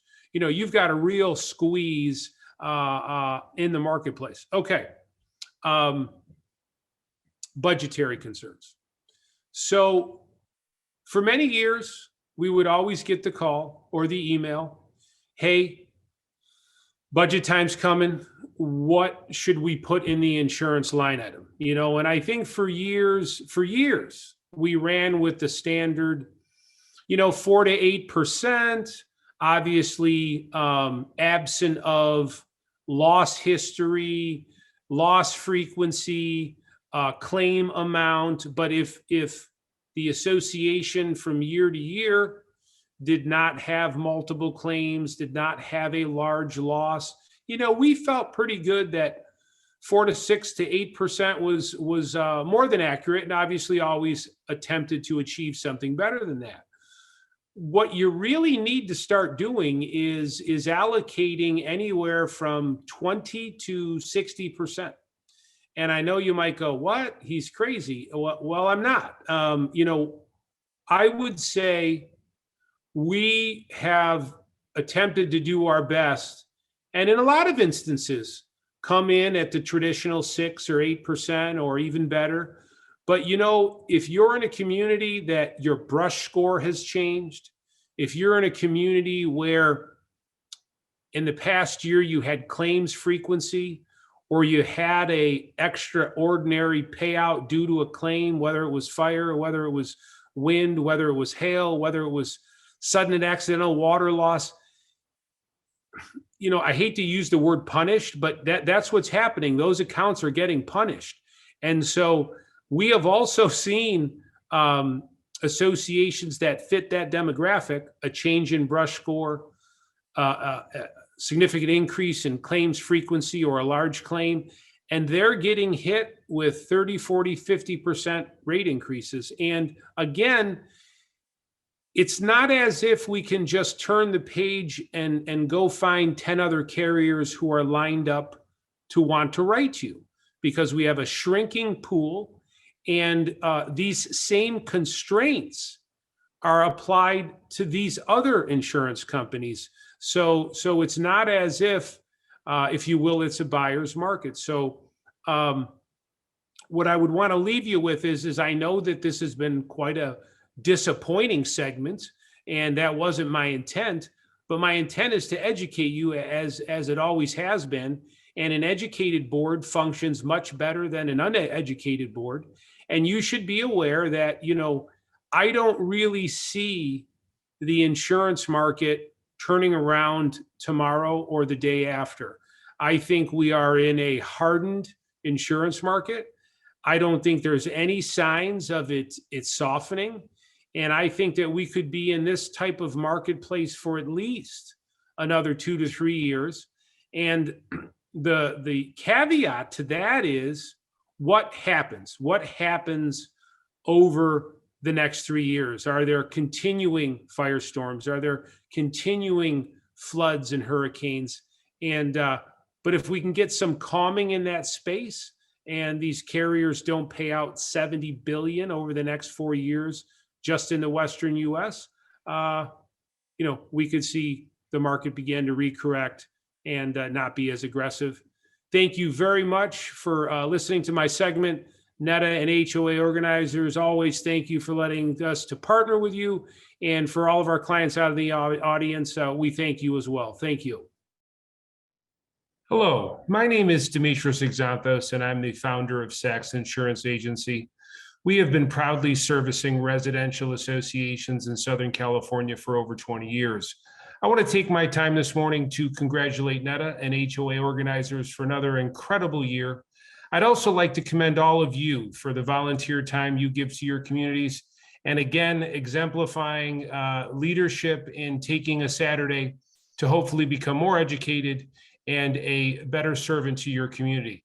So I would like to extend my best wishes for the holiday season and wish you all a wonderful 2022. Thank you. Our next presenter and expert is Sandra Gottlieb with Swedelson and Gottlieb. Sandra is one of California's leading community association attorneys. She is a founding partner of the law firm of Swedelson Gottlieb, which was formed in 1987. Sandra began her practice of law in 1978 and began representing and providing legal counsel to community associations in the mid-'80s. Sandra's extensive negotiating skills have given her the ability to work with volunteer board members, associations managing agents, and opposing counsel, and provide sound counsel regarding association operational issues. As the firm's managing partner, Sandra also leads transactional teams at Swedelson Gottlieb. Sandra's experience and expertise in representing California community associations allows her to also counsel on the many different matters and issues that impact California homeowners associations. Sandra Gottlieb has served as president of the board of directors of 3 chapters of the Community Association Institutes, including Los Angeles, Orange County, and Channel Islands. On a national level, she has represented the firm on the CAI National Faculty, the CAI National Attorneys Committee, and is a member of the CAI College of Community Association Lawyers, CCAL. In addition, Sandra served as the editor of CACM's Law Journal and a designated attorney on its Professional Standards Committee. CACM honored Sandra with its 2009 Vision Award for Lifetime Achievement. In 2010, the CAI Orange County chapter presented Sandra with the President's Award and also honored her in 2011 with the Speaker of the Year Award. Sandra was awarded the Dick Pruis Lifetime Achievement Award from the CAI Greater Los Angeles chapter as well.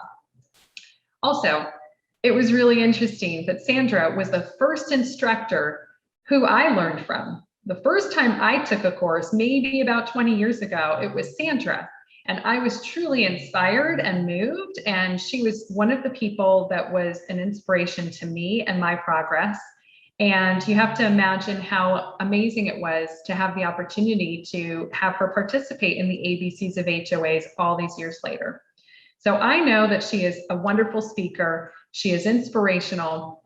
Speaking from personal experience and having the pleasure of having her educate me, I know how impactful her words and her wisdom truly are. So thank you, Sandra, for being here again. Thank you for the support of the ABCs of HOAs and for your education and knowledge for our board members. My name is Sandra Gottlieb from the law firm Swedelson Gottlieb, and we are community association attorneys. So happy to be here today to discuss neighbor-to-neighbor disputes. Keep in mind, there's no longer such a thing.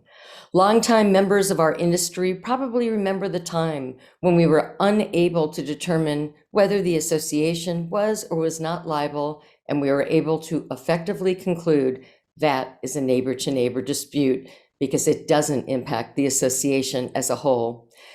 There was no need at that time for board or management to conduct an investigation nor be involved. But as I said, times are changing. Today, a board must at the very least investigate the complaints that it receives. The duty to investigate a complaint, the duty to provide its findings and conclude either there's no issue or there is a significant issue in which the association should be involved, will protect not just the association, but its board of directors as well. The consequences for the association failing to take appropriate action can be dire. They can result from negative publicity, decreased property values, or more likely member lawsuits to compel enforcement of the association's governing documents for breach of fiduciary duties. There are several reasons for this change in practice, and the reason is case law, new government codes. California codes have said boards are fiduciaries and they have to serve the whole association. And this duty to investigate protects you as a board. Here's the shield. We get to put you behind the shield and protect you as a corporate officer. Second, case law. Case law has confirmed that association members may only be protected from liability under the business judgment rule if they do their duties with due care, reasonable inquiry, act the same as an ordinarily prudent person in the same or similar circumstances. So you are compared to other homeowners associations and other board of directors, and you want to be in a position where a court could conclude in litigation, oh, all association board members would have done the same thing.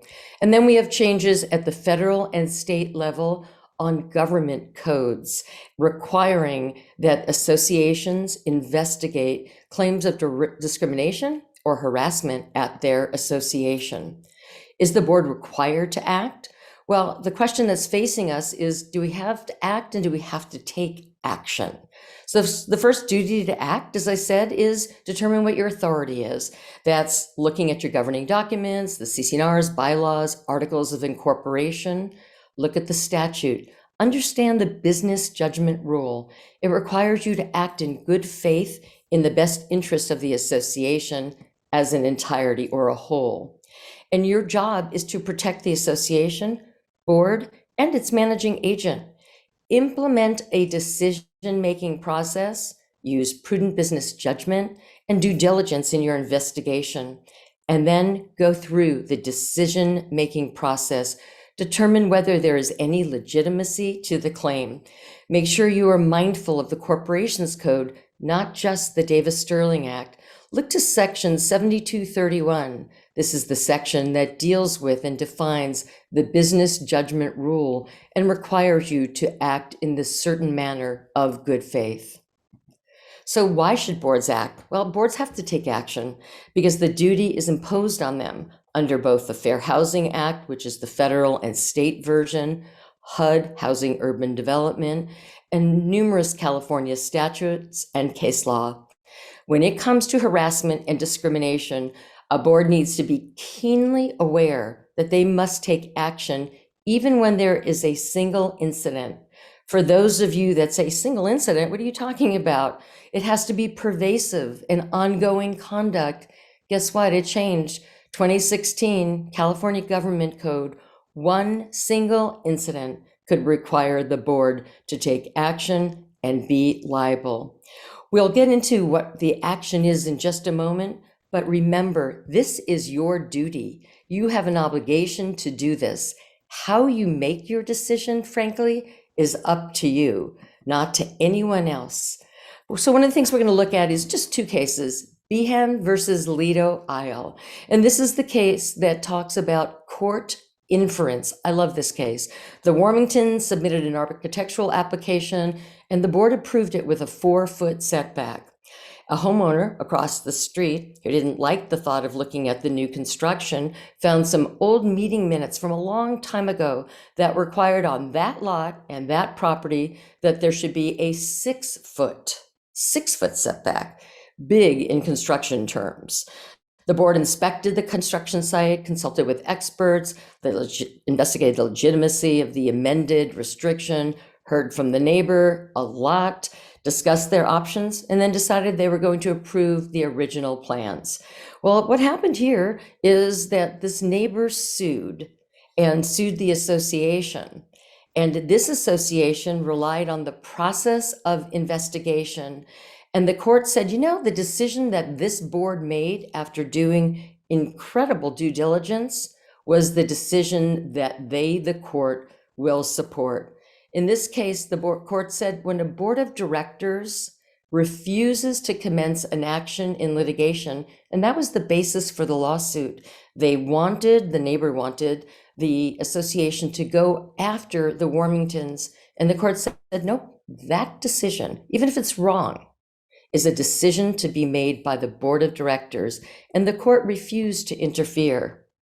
Fast forward a number of years, we have the next court, and in Lambden versus La Jolla Shores, that court concretely established judicial deference. In this particular case, we had an association who had severe termite infestation. This association was going through construction defect litigation. The board investigated what type of termite eradication the association should contract for. And after conferring with experts, legal counsel, construction defect counsel, the board decided they were going to go for spot treatments for a number of reasons, not the least of which is all of this wood was going to be replaced at the conclusion of the construction defect lawsuit. Lambden didn't like that. Didn't like it because the termites actually got into the core of the structures. So maybe it wasn't the best decision. But the court said this board came up with a plan. They went through the process of investigation. They used due diligence. And ultimately, the court said, we weren't there. They were there. We are going to defer judicial deference to the board who did everything right, even if they did and made the wrong decision. Love that case, Lambden from the 90s, still the case law that we rely on. So what is it that the court looks at to see if the board did their job? They want to know if you engaged in due diligence, if you implemented a decision-making process, whether you investigated the claims, if you consulted with experts. And in the Lambden case, the board consulted with a slew of experts. And ultimately, the board took all that information in and made their own decision. A keynote comment for all of you: document the investigation and document the decision that you made and what you relied on in that decision, and then communicate that decision to the homeowners. This process will save you if you are in fact sued by a homeowner or homeowners. So what are you going to look at for the process to see if there's a violation? Look at the controlling governing documents, the CC&Rs, the rules and regulations. Determine if this act equals a violation. See if the homeowner's actions were unreasonable or were reasonable, and see how many people are actually affected by the action and the association's reaction from the investigation. So the investigation includes things such as inspections, hearings, independent research that is provided by experts, and an identification of all of the relative facts. The hearing may come in a matter of calling the member to meet with the board of directors to go through violation notices. Why is this happening? What action is the homeowner willing to take to respond to these issues?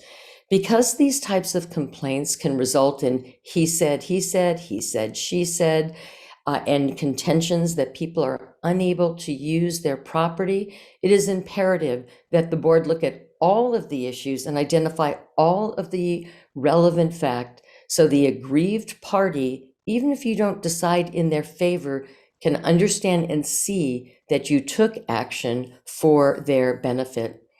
As I said a minute ago, document, put it in the minutes, put it in a board resolution. The board resolved that. Incorporate a reliance on the reports. If there are photographs, photo document, include that in the report. And this record keeping will stay in place in that owner's file and as part of the corporate documents. This will force you to make excellent decisions and have the documentation that will support it. As I said a moment ago, consult with experts. Determine whether the expert assistance is actually needed and if it's necessary to make the decision. The statute says you have the right, while making an investigation, to rely on the advice of experts. Courts have deferred to boards who have relied on the advice of experts. Therefore, it makes no sense whatsoever not to engage those experts to give you the buffer that you need as a board member when you are making your decisions. Seek outside help. So what decision-making tools can you implement as you're going through this process? Look at the documents and look at the obligatory phrases. Does it say you shall do something, which means you must? Or does it say you may do something, like you may do it? It's okay if you do, it's okay if you don't. This gives you the power to take action within your decision-making authority. Make sure when you make that judgment call, you back it up with the data that you have. And what if there's no obligation to act? We know from Behan versus Lido Isle, the court said the board can make a decision that suing is not in the best interest of the association. Make sure the next court who wants to enforce Behan versus Lido Isle in favor of your association has the ability to do that because you've gone through the investigation and identified the process. So remember, look at the difference between may and shall to see what your actual obligations are. And have a checklist. Seems so simple, but it is one of those things that we see in litigation all the time that saves the board. And this really helps you. What do you have to do? Identify what you have to do. You have to analyze the complaint. You have to see who the parties to the dispute are, the history of the dispute of parties. It's really nice to know if these people have been warring for the last 20 years and now they want the board of directors to make the decision of how they resolve this. And then look at how you're going to address these issues. What is your protocol for addressing this particular matters and all disputed matters? Is the association empowered to handle that? May or shall? Does the issue relate to ownership, management, administration? See what box and column all of these things rely on so that your board of directors, when you go through this checklist, is able to say, finished it, and now we can make an decision. Enforcement tools, you have certain options at your discretion. You can start by sending a cease and desist letter to the homeowner who is allegedly violating the governing documents. It's important even before you send that letter that you have a good feeling for the facts and where the parties stand. If that doesn't work, you might want to schedule a noticed hearing before the board, which might result in disciplinary action, including imposing fines. You may also call a homeowner to an IDR, internal dispute resolution, or an ADR, alternative dispute resolution, such as mediation or arbitration, binding or non-binding. These are all tools that a board can engage in before it decides whether it is going to engage in litigation. In fact, under the Davis-Stirling Act, a board has to make a demand for IDR and ADR before it can commence litigation, except for certain identified situations. And then, simple as it sounds, encourage neighborly conduct. What we find frequently is neighbors that refuse to talk to each other and they want mom and dad to take care of it. And here, Mom and Dad is the association's board of directors. What you need to do if you're required to get involved is sometimes just act as an intermediary for anything that falls under the authority granted to the board by your governing documents and the statute, including fair housing issues. Get involved, investigate, and try and get both parties to agree to some resolution of this matter. If the board doesn't have authority to act, the board can tell the persons how to engage in resolving this dispute by themselves. And of course, a board always may want to refer outside its own four walls to get assistance from association legal counsel or even mediators. Sometimes the only way to resolve the dispute is by having a grown-up in the room, and that can be a paid professional to assist the parties in coming to a resolution. Thank you for all you do, and thank you for learning to go through this process to protect yourselves and your association.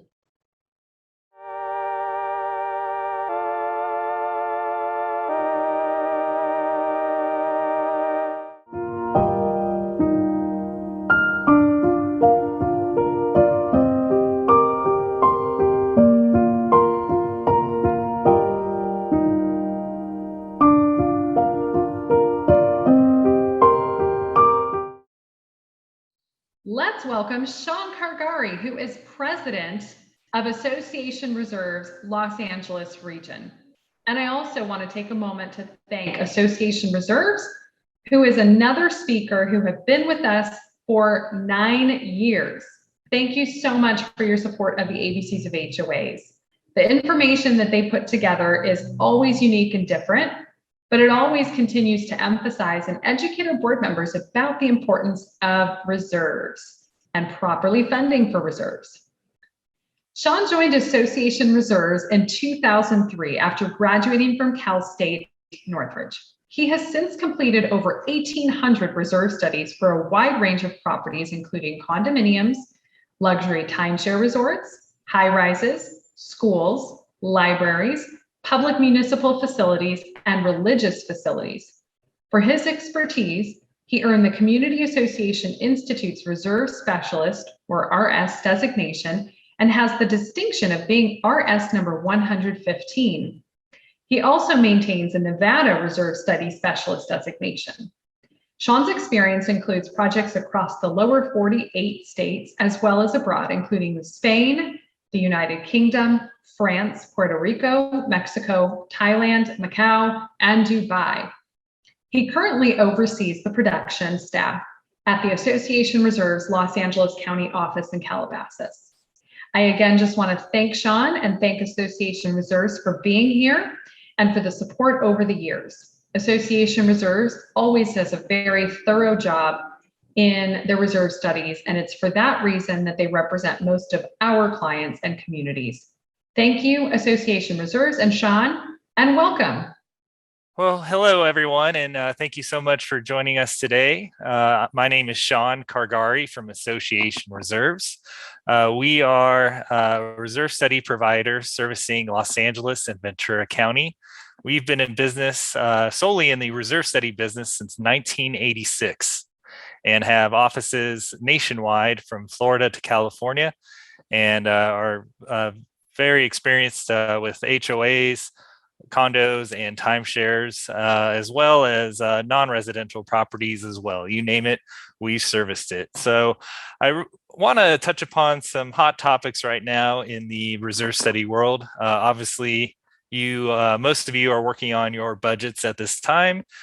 Quick reminder that your annual budget packet is due 30 days before the end of your fiscal year. So for you January 1st fiscal year clients, that means you have to have your annual budgets out by December 2nd. But you probably already know that. So I want to jump into a hot topic, an even hotter topic probably for you, which is the California decking law, SB 326.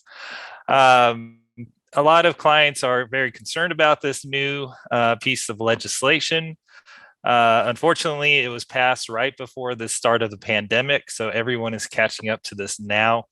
And really, most people have no idea of the true costs associated with these inspections. So I want to give you guys a quick overview of the potential costs. And unfortunately, it is not a very cheap piece of legislation for the standard HOA with balcony decks. You're looking at a cost of about $500 to $900 per balcony deck.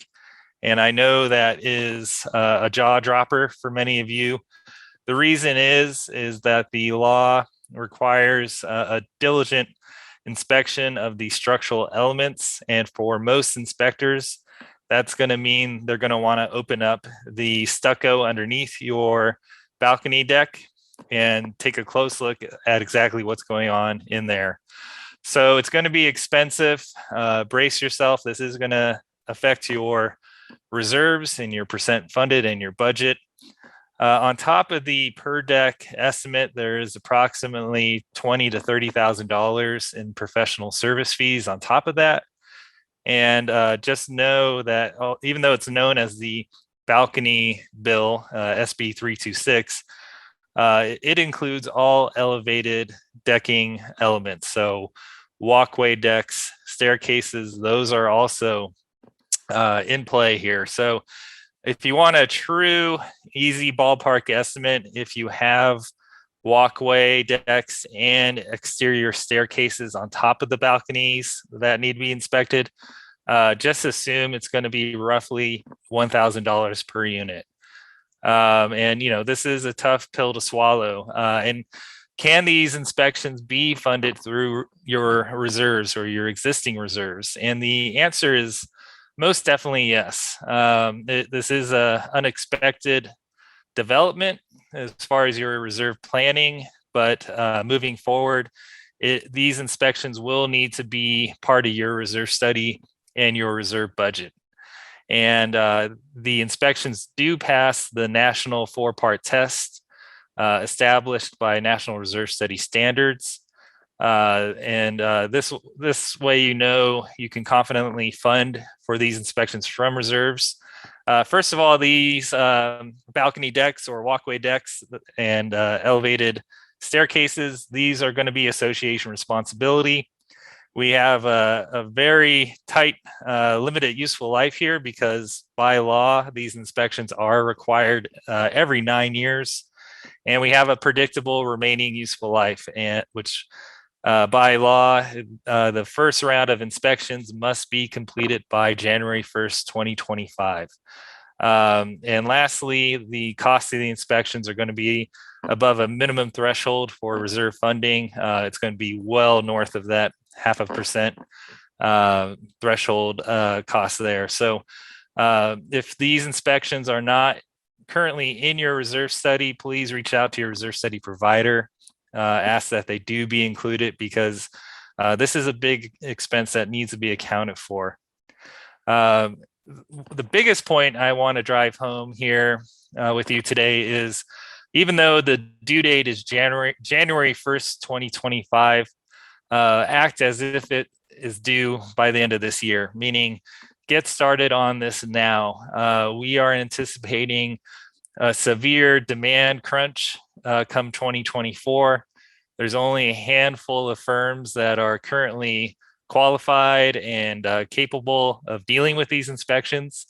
And as expensive as it is now, we anticipate the costs will go much, much higher by 2024 with so many associations trying to get this completed on schedule. So don't wait now, get the inspections completed because there's really no cost savings here by waiting. And even if you wanted to build up the necessary funds, even if it means passing a special assessment, it'll still be cheaper to complete these inspections sooner rather than later. And for you young associations, this is a real critical point and opportunity for you. By the letter of the law, if your association is less than 10 years old, you have a great opportunity to have any structural defects that are discovered from these inspections be covered by the builder. The law mandates that builders must pay for any construction defects that are discovered.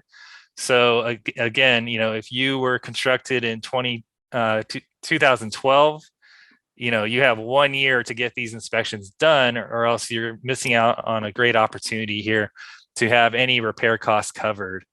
And if there are additional repairs needed on top of the inspection cost, special assessments, loans, a combination of both, and reserves are viable options. And here you can see a little scenario I put together by adding an inspection cost estimate to a 71 unit condo development.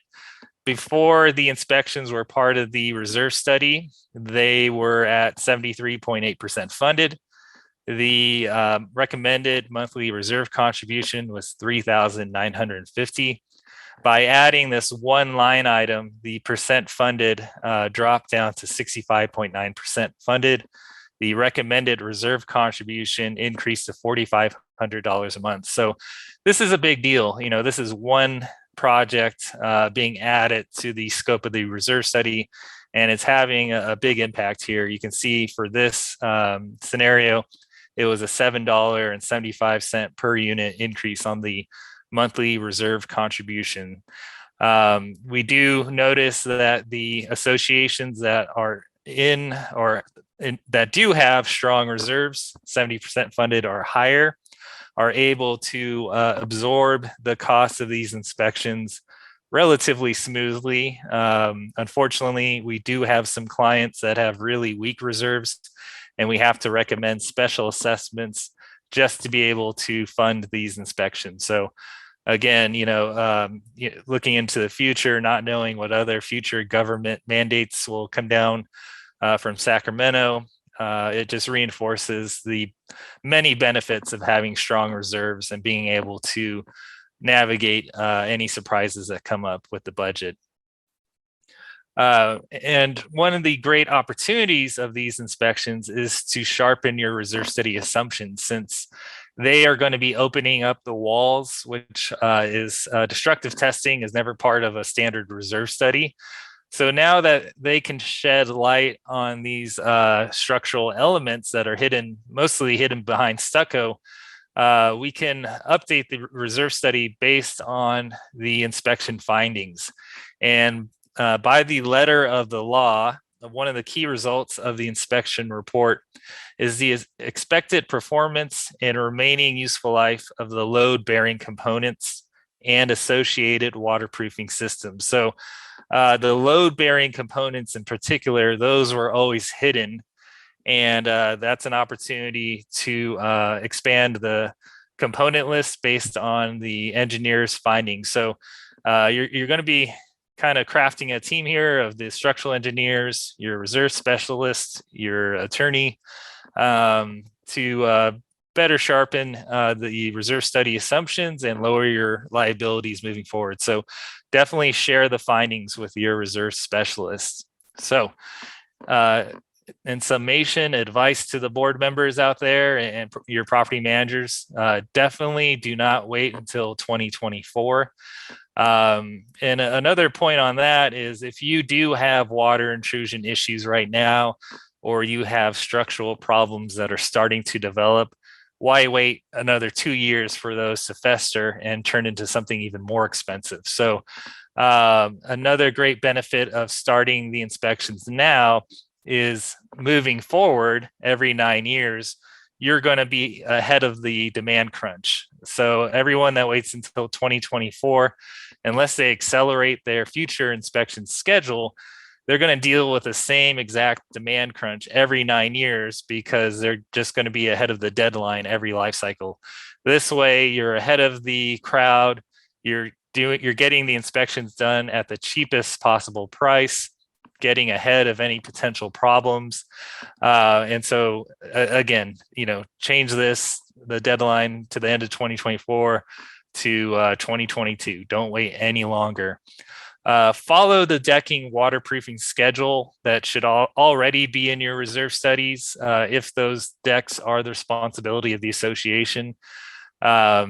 we often find that balcony decks are one of the most deferred projects on the reserve study component list, mostly because they're out of sight, out of mind. If your deck looks okay, you assume all the decks are in the same situation. And it's also very cumbersome to coordinate these projects to get everyone to clear their decks of furniture and plants and so forth. So this is, any deferring of the waterproofing projects, it's going to have consequences, and they're always much more expensive than what was scheduled on the reserve study. And these inspectors are going to discover those consequences sooner or later. And when they do, if they do find any safety or structural issues, they have to be rectified immediately. So you're talking a very expensive and or unexpected special assessment out of nowhere. So it's much easier and cheaper to follow the established waterproofing schedule, make the job for those inspectors a little less interesting. They don't find any concerns. They can patch up the decks and move on. Inquire about installing soffit vents to reduce future inspection costs. And I'll show you an example right here. Back to that original photo. These vents, this will make the inspections in future years much cheaper. They can just pop off these vent covers, put in a borescope camera, and see everything they need to see without having to punch holes in the stucco and patch them back up. So that'll be much, much cheaper. It's a wise investment. It also helps the structural elements breathe, basically dry out if there is any moisture that gets in there. And so it definitely helps extend the life of those decks. And lastly, start the reserve funding now for the first round and future projects, and it'll be much, much easier for all of you to manage. So that's all I have today. Thank you so much for joining us, and wish you everyone happy holidays. And if you have any questions regarding your reserve study, you can always reach out to me. I'm Sean Kargari from Association Reserves, Los Angeles. Thank you. Let's welcome Stephen Tinnelly as our next expert and speaker. Stephen Tinnelly is the managing partner of Tinnelly Law Group. Prior to joining the firm, Mr. Tinnelly worked in the litigation department of mid-size and multinational corporate law firms. He is known for his exceptional writing, analytical, and negotiating skills, and providing general counsel representation to many of the firm's larger HOA clients throughout the state of California. Mr. Tinnelly also manages the firm's overall operations. He has a passion for improving the firm's efficiencies, increasing its resources, and expanding upon the value that the firm provides to every single client. Mr. Tinnelly's undergraduate education was received at the University of Southern California, where he graduated cum laude with a Bachelor of Science in Business Entrepreneurship and a minor in Law and Society. He obtained his Juris Doctorate from the University of California, Los Angeles, where he focused on corporate and real estate law. Mr. Tinnelly is very active within the community association industry, and he devotes a substantial amount of time to educating homeowners and industry professionals about the legal issues affecting California community associations. He currently serves as president of the board of directors of the Orange County chapter of CAI, or Community Association Institute, which is the largest chapter in California and the 5th largest chapter in the country. He has served on various CAI chapter committees, including the publications, education committees, and legislative support committees. And he's been a featured speaker at countless industry events and educational seminars. He has authored educational articles for several industry periodicals and media outlets. Mr. Tinnelly is the executive editor of the firm's newsletter, The Community Association Update, which is published on the firm's blog. He's also the webmaster of the firm's online HOA library, findhoalaw.com. Mr. Tinnelly has also definitely supported the ABCs of HOAs for a number of years. He is somebody that I have also watched and been inspired by at industry events while I've heard him speak and educate community managers. Thank you, Steve, so much for being here today. Thank you for all of your knowledge and your expertise. We really appreciate it. And I'd like to welcome you to the stage. Well, thank you, Neda. Hi, I'm Steve Tinnelly with Tinnelly Law Group, and today I'm going to talk to you about the topic of harassment and hostile homeowners within our communities. So I would like to talk to you all just for a quick minute today about one of the issues that unfortunately a lot of HOA board members and management professionals have been dealing with at an alarmingly increased level over the last couple years, just with the state of things in society. And that's just a level of harassment and hostility that we're seeing in homeowners and HOAs. And unfortunately, it's something that's always been there. There's always been an undertone of it, but we've seen it increase as of late. So our law firm, we find ourselves dealing with more matters than we would like and typically deal with in helping our clients deal with homeowner harassment and the hostility that's being directed at their managing agents and at their boards of directors. So it's important to kind of understand, because this term harassment is something that's thrown around a bunch. I'm being harassed, this is harassment. Let's kind of understand what it means, right? Three-part test, 3 parts of harassment. It can be unlawful violence, right? That's assault, battery, or stalking, things that are defined by the California Penal Code. Also a credible threat of violence, and this is what we deal with often, unfortunately, and that's a statement or a course of conduct that puts somebody in a reasonable fear of their safety or safety of their immediate family. Or it could be something less severe, a course of conduct that seriously alarms, annoys, causes somebody to suffer from substantial emotional distress, and serves no legitimate purpose. So we have unlawful violence, a credible threat of violence, or a course of conduct that causes severe or substantial, rather, emotional distress. That is what is defined under the term harassment. So if you feel like you have a homeowner or somebody else in your community that might be harassing members of your board or your managing agent, what's the way that you can deal with it? And this is just a general overview of some of the tips and tricks that we found to be very successful in helping our clients deal with this rather unsavory type of dispute. First and foremost, consult with your legal counsel. And that's kind of the standard disclaimer that we should provide with all of our educational programs, right? This is here to provide you some base level of education, but it's not a substitute of relying on the advice of your legal counsel, who knows the facts of the matter, who knows your community, who knows the individuals that you're dealing with. They're going to be the ones that are going to be best positioned to determine what, if anything, you should do about it and the best way to move forward. Oftentimes, the best way to move forward to put the homeowner back on their heels and to get them to stop is to send a cease and desist correspondence. And the purpose of that really is to constrain the methods and manner of the communications that this harassing homeowner is sending to your board or to management. A lot of times they're just pinging you constantly, threatening voicemails, all these emails that they're demanding responses to. And while homeowners do have a right to attend board meetings and they do have a right to obtain certain copies of association records, there really isn't any statutory right that they have to have management respond to every single complaint that they have or every single demand for whatever piece of information that they think is relevant. So in understanding that point and setting the table, so to speak, we like to write to the homeowner informing them that, listen, the only way the HOA is going to communicate with you moving forward is via written correspondence.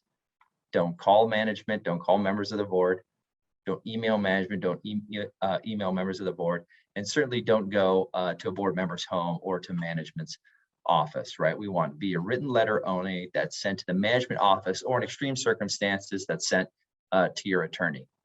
One of the things that I think some attorneys fail to understand the importance of in this day and age, when people really aren't checking their mailboxes or their email inboxes are just bloated with all this nonsense, is the effectiveness and really the theatrics of personal service. Rather than mailing something to this homeowner, this is the first correspondence that you're setting the tone as to the fact that the homeowner needs to stop. The association is taking this seriously and is prepared to escalate the matter through legal action if ultimately necessary. And the best way to really emphasize that, to get that point home, is to make a first impression with a knock at the door.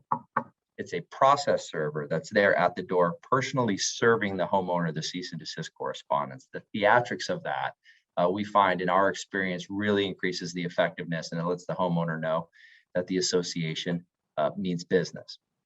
Another tip too is limit the HOA's responses to the homeowner. They do not need to be immediate. Like I said before, they have right to inspect certain copies of association records. But that term, association records, is defined under the Davis-Stirling Act to include a menu of things.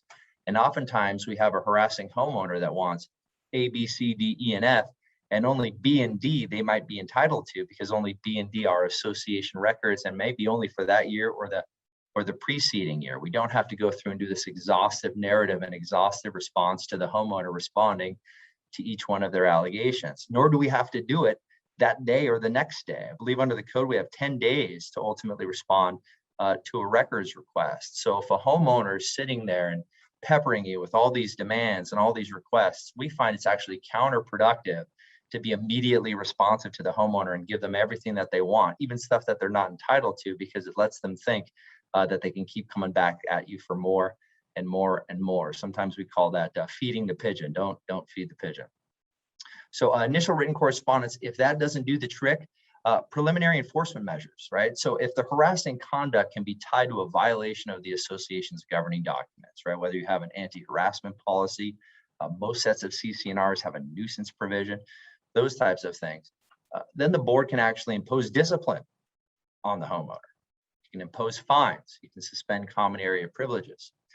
A lot of times we find that it's very successful to invite the homeowner to internal dispute resolution or even alternative dispute resolution, where you use a third-party mediator, where the homeowner has an audience now, they're at the table with the board and the association's legal counsel. Say, well, what is the dispute? Let's get to the nature of this. It's beneficial in two respects. One, you can kind of get to the underlying cause of concern that the homeowner has, hopefully address it and get them off of their warpath. Or two, they don't agree to do it, or you do it and it's really not valuable because there really isn't anything substantive that the homeowner is complaining about. All they want to do is make life living heck for the board and for management. In either case, it could be beneficial to the association in the event you do have to take some action against this homeowner down the road. You'll have showed that the association met in good faith with the homeowner. You didn't just ignore them or just write them off as being somebody who's an absolute jerk. So now listen, we'll give you an audience. Let us understand what legitimate concerns that you have, and we're happy to address them in an actually productive forum, in a productive environment. Sending nasty emails, nasty voicemails, that's not a productive environment, and that doesn't help anybody. Sometimes we find out that the harassment is actually being done by a board member.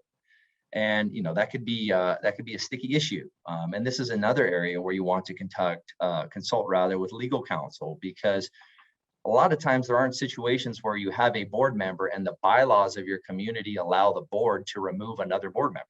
Usually the only way a board member can be taken off of the board is if they resign voluntarily, or if the membership actually votes to recall that board member. But we have seen some sets of bylaws, especially modern sets of bylaws, where if a board member violates certain codes of conduct and certain qualifications for serving on the board, the rest of the board can vote to declare their seat vacant, to actually kick them off of the board. And some of you looking at this might be going to your bylaws right now and saying, oh my gosh, I wish we have that in there, because this is how we can deal with Harry the jerk. That's been a thorn on our side on our board for years, but that's the exception. It's not the rule. It's very rare that that type of provision is in there. But even if it isn't, there are some tools that you can utilize to protect the association's interests and to help, the membership understand what's being done by this board member and why it's problematic for the association and for the rest of the board. And one of the things that you can do is to censure the director. It's kind of a formal public admonishment of the director's conduct, and it's kept as an association record and it's incorporated into the minutes. So those are some of the preliminary enforcement measures that you can take. And again, this is all tied to harassment, where there's a violence, there's threat of violence, or there's a course of conduct that's intended to cause substantial emotional distress. Another issue that we deal with a lot with hostile homeowners is this issue of defamation, right? You defamed me. Right, so what is defamation? It occurs when a false statement, an unprivileged false statement, is made to a third party. And for a director's statements to be defamatory, a false or inaccurate statement about the HOA must have been published with malice, with the actual intent to harm the HOA. So a lot of times we'll get board members that complain. We'll have homeowners that are on Nextdoor or on Facebook, on the HOA's Facebook page, and they're sitting there and just saying the most salacious things about board members. And they're saying, this is absolute defamation. We've got to do something about us. The HOA and the HOA's attorney have to do something about this. I did not sign up to be a volunteer director to be defamed on on Facebook and on Nextdoor. And we get that, we totally get that. But sometimes, addressing the issue is not that easy, especially for board members. And I'll get to that in a little bit. Libel, you may have heard this term as well.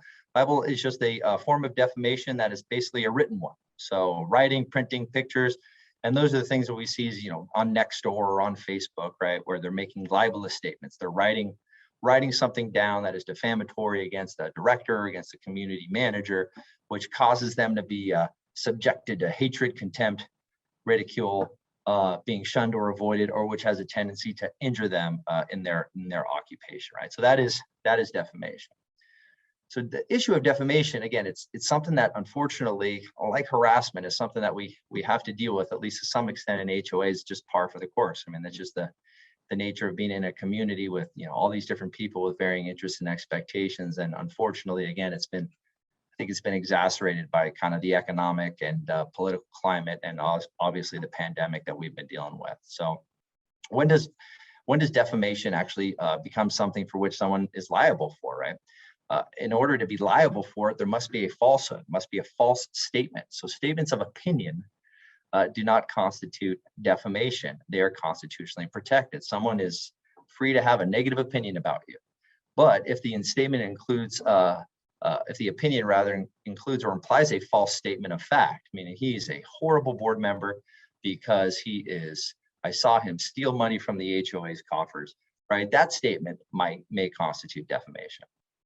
And there are some actions that an HOA can take, and these are usually reserved for pretty extreme circumstances. There has been situations where a corporation was able to successfully sue a shareholder for committing defamation against a director, where they were able to show that the defamation was just so terrible that it had a natural tendency to affect the corporation disadvantageously in its business. It was harming the corporation to the point where we really even couldn't conduct business because these defamatory statements were just so beyond the pale about that corporate director. HOAs, though, are a little bit different, right? Because HOAs, they're private corporations, kind of like in the Rangel case that was on the last slide. But HOAs are viewed by the California courts and the California legislatures as these quasi-governments.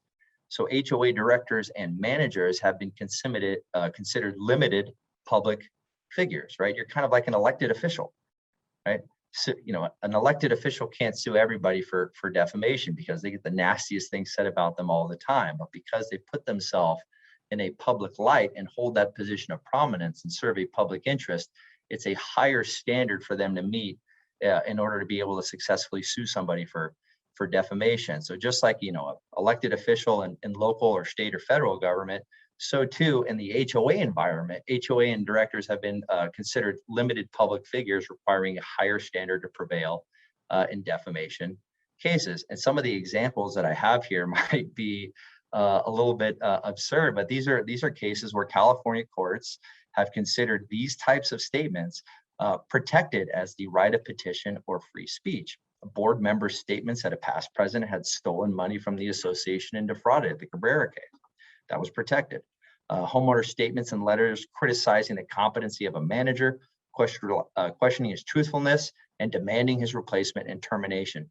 Claims that a majority of the directors did not properly obtain bids for contracting with vendors, and letters to an owner over an architectural dispute that stated that the homeowner had engaged in reprehensible conduct and unconscionable and not being truthful. All of these situations where for a private citizen in a totally private capacity might have raised to the standard of defamation that will allow that person to successfully sue for it. But because these were in the context of homeowners associations and because of this limited public figure classification that are given to HOA directors and managers, California courts have considered all of these things, these types of situations, as protected free speech and free rights of petition. So how do you deal with defamation? Practical guidance. So it's important to understand, HOAs, you're signing up for the board or you're serving as a community manager, you really cannot effectively and easily impede members' rights to free speech or to compel them from refraining from expressing their opinions, even if these opinions are nasty and misleading.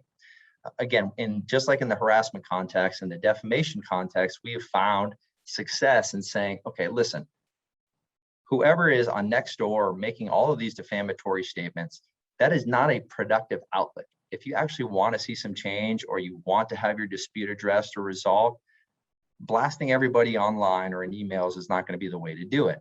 We will give you an audience. Let's engage in a more productive route. Let's go to internal dispute resolution or alternative dispute resolution, where we can actually sit down and talk substantively and productively about what it is that you demand that needs to happen, or why you're upset, or what you're so concerned about the association doing, and we can address it. It's important to reiterate the need to bring concerns directly to board or management. People that are sending things, flyers to their homeowners, or posting things on a Nextdoor or a Facebook website, again, it's not productive. And we find a lot of times too, by the HOA taking a far more professional, a more adult approach and advising their members, hey, we've seen a string of these communications about this issue or about this circumstance within our community.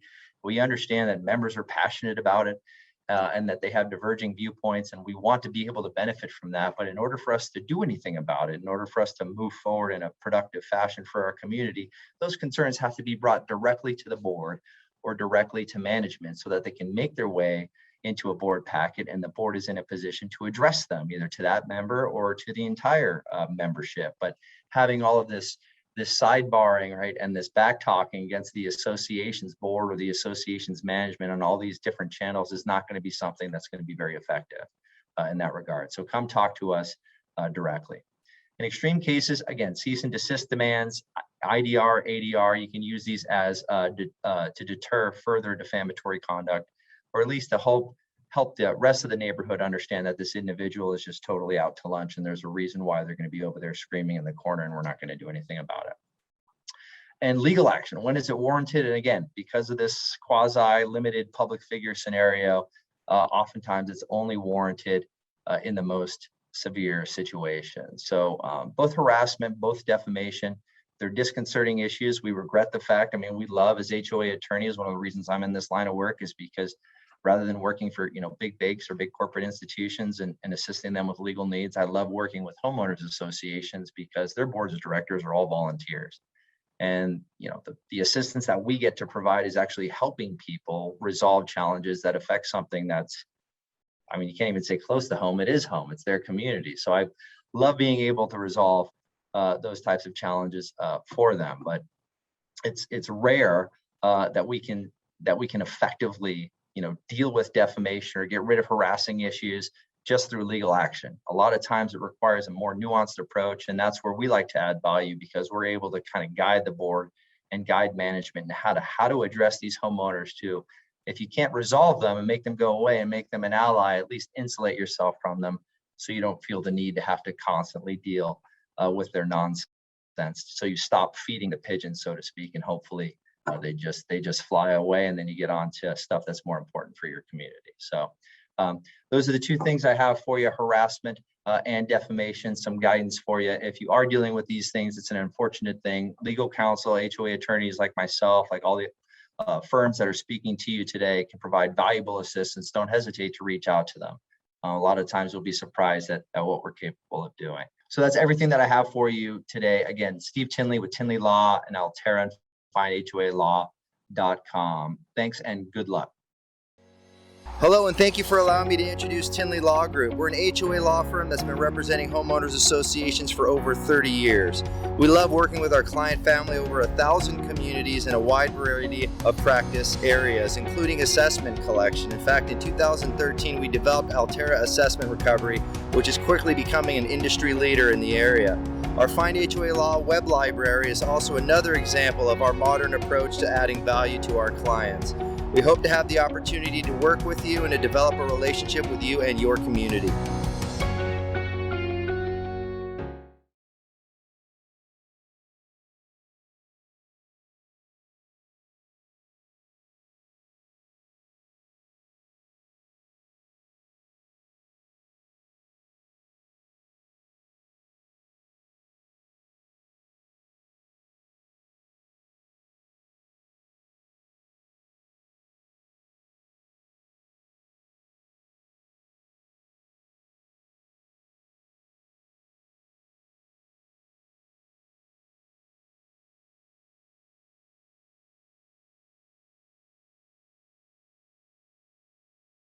Thanks so much for joining us, and thank you for giving me the space to give you some tips about how to strategize your strategic planning.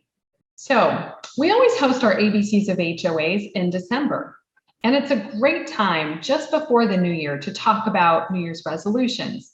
I mean, put aside the HOA stuff. Let's just talk about us as people, right? This is the time of year where we get to sit back and get together with family and friends and start to unwind for the year. But we also get to think about what we want for the next year. And then we get to talk about all of the goals, all of the things that we wish to change. Sometimes we'll set one New Year's resolution, sometimes it'll be a few, right? Maybe this year I'll want to exercise more, or maybe not drink as much, or maybe I'll quit smoking. Whatever it is, this is the time of year that we actually sit and reflect on what the new year will bring. But where did New Year's resolutions come from?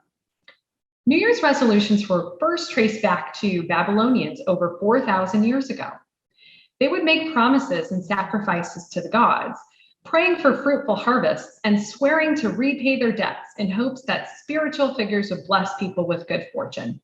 It was ritualistic, if you will. It was one of those things where they thought, if I behave, if I do well, then maybe the gods will favor us and give us some good fortune. But nowadays, it's not really, it doesn't really dial back to any religious purpose. Most people celebrate New Year's and establish New Year's resolutions, and they're more of a secular promise or wishes for good things in the coming year in hopes for a better life. It's a modern iteration of very old traditions. So why are we talking about New Year's resolutions when it comes to HOAs? Well, because we are going to look at your annual meetings as the new year, so to speak, for your community. Doesn't matter what month your annual meetings take place, but I'd like to welcome you to start thinking about your annual meetings as your new year and your opportunity to set your goals, or let's just say your New Year's resolutions. Okay, but what if your new annual meeting just took place? That doesn't matter. The tools and the tips that I'm going to provide to you today can be utilized anytime. So even if your annual meeting just took place a month or 3 months ago, there's no time like the present to take these tips and these strategies that I'm about to impart to you today. So let's get to it. When you have your annual meeting, maybe before the annual meeting, it's a good time to get together or circulate some dates and some options for those who are running for the board to get together and set up a strategic planning session.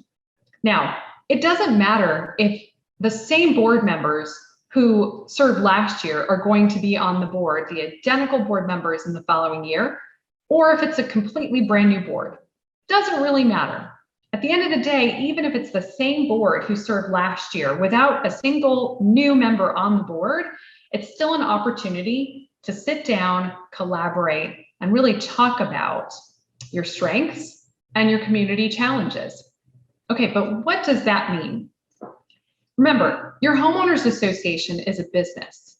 So as with any person at the top of a business, it's important for leaders to talk about the things in their business that are their weaknesses, but also talk about the things that they're really good at.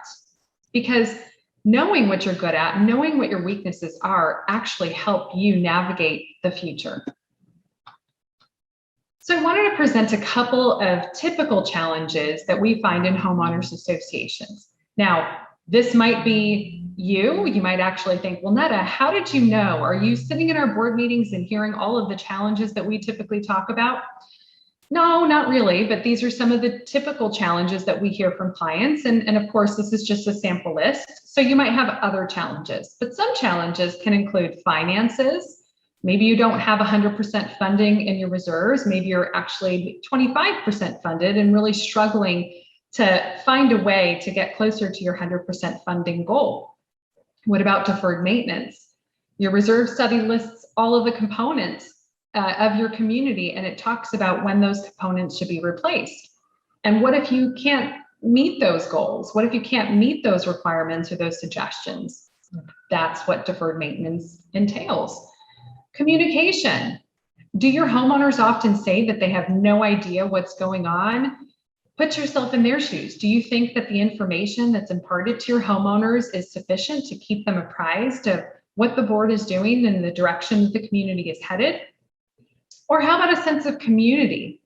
We live in communities, but do people just drive home from work and enter into their units or their spaces and not really know who they live next door to or who lives a street away? You know, there is something to be said about having a community in the community associations. And of course, organization and building age, those could be challenges. But those same things can also be your strengths. Remember, maybe you are 100% funded, or maybe you have close to 100% funding. That could be your community strength. Maybe time and time again, each board has actually undertaken projects when the reserve study calls for those projects to be handled. Remember, these are discussions to be had, and it's okay if you have a lot of strengths and it's okay if you have a lot of weaknesses, but identifying what those are is the first step in strategic planning. The next phase, after you've identified your strengths and weaknesses, is to set goals. Now that you know what your strengths are, you can harness those strengths. You can play upon those strengths to actually help you achieve goals to undertake and bridge gaps when it comes to your weaknesses. Start to build some strength or strengthen areas of weaknesses. So what can you do when you set goals and you talk about the things in your community that might not be 100% or that are identified as weaknesses? For example, financials. Well, some goals that could be set include taking a look at methods to increase the reserves. How do you accomplish that? Once you identify some steps that can be taken to do that, you actually set tangible goals around them. And we'll get to the next phase of that later, but it's important to set goals, not just talk about the strengths and weaknesses, but then to assign very specific tasks that can be accomplished in order to start moving in the right direction. So some of those goals could be increasing communication. Maybe the goal could be circulating a monthly newsletter when none existed before, or maybe it could be to send out email blasts anytime there's an important project that is being facilitated in a community. Or again, maybe a goal could be better funding and talking about ways in which that can take place. There's many options for funding, like dues increases or special assessments, or undertaking special assessments for specific projects and resetting the useful life expectancy on your reserve studies for those projects that are undertaken. Or maybe it's project-based. Maybe the association has a lot of projects to undertake at the same time, and the board really wants to make sure that those projects are carefully considered and that there's a plan in place to start working towards achieving those projects. For example, I have a community who is currently, that we manage, that is currently working on a number of projects, which includes their roof, their pool decking, and painting the entire complex. After careful consideration and prioritization of the projects, we all discussed it and we decided that replacing the roof was probably the best first step, because removal of the roof requires tearing off portions of the roof, and sometimes it can damage the landscaping, and the roofing materials and nails could end up on the decking, the pool decking. And then the next phase was to actually paint the complex, because sometimes if the paint can spill or splatter, then that might impact the decking. And then the final phase was to go ahead and replace the deck. So talking about what steps make the most sense is also an important part of prioritization. And then finally, as we talked about, in this case, the case of the community that I just referenced, undertaking these projects was a necessity, but the board had to talk about how to actually finance these projects and talk about a feasible plan that would be workable for our homeowners. So in this case, the roofing project was undertaken over the span of 2 years, so it was broken up into 2 parts. And the homeowners were given an option for special assessments that were, again, broken out in 2 years. So there was one special assessment 1 year, and then another special assessment the second year for the roofs. And then the final phase, the 3rd year, there was another special assessment specifically for the decking and the painting project, and that worked. and the homeowners were very clear about the plan that the board had put in place. There was lots of communication surrounding it and the reasons behind why the board opted to navigate this way. And surprisingly, they had about 90% of homeowners who were in full support. But again, that goes with strategic planning and a lot of communication and really explaining to homeowners the why behind the path that the board has taken. So prioritization is another really important part of this process, because you can certainly have a long list of projects to undertake, but if you don't prioritize it, it's going to be hard to actually take on those projects in a realistic time period. So first, we want to investigate project feasibility and cost, but not everything has a cost, a monetary cost, right? Some things have time commitments. For example, if it's just about, let's say, revising rules and regulations, you don't necessarily have a ton of finances that need to be allocated to that project, but it is a very time-consuming project. So when you investigate the project feasibility and the cost, think about how long it would take, as well as how much it would cost. You're going to have to determine which projects to undertake. Now, I would encourage boards to go ahead and write down all of your goals, every single one, even if the list is 100 items long.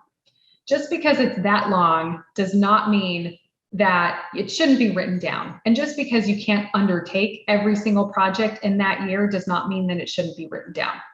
Remember, there's no time like the present to start creating this list.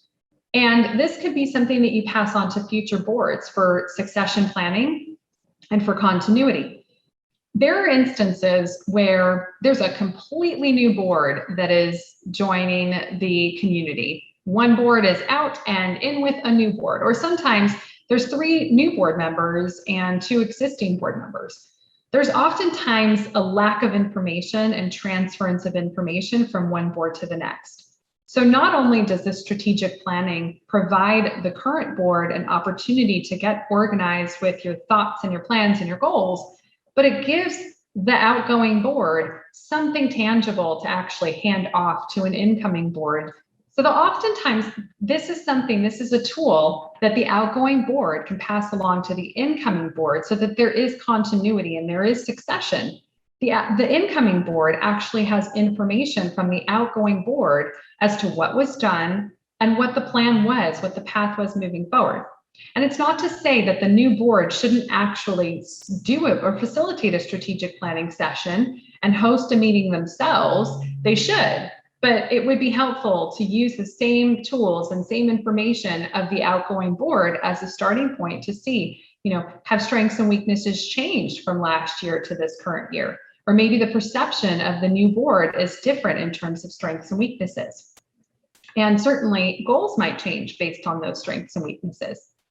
But with that long list, the 100 different topics, the board will have a need to prioritize which projects will be undertaken in that year or in their term, and which projects might be held off to pass along to future boards.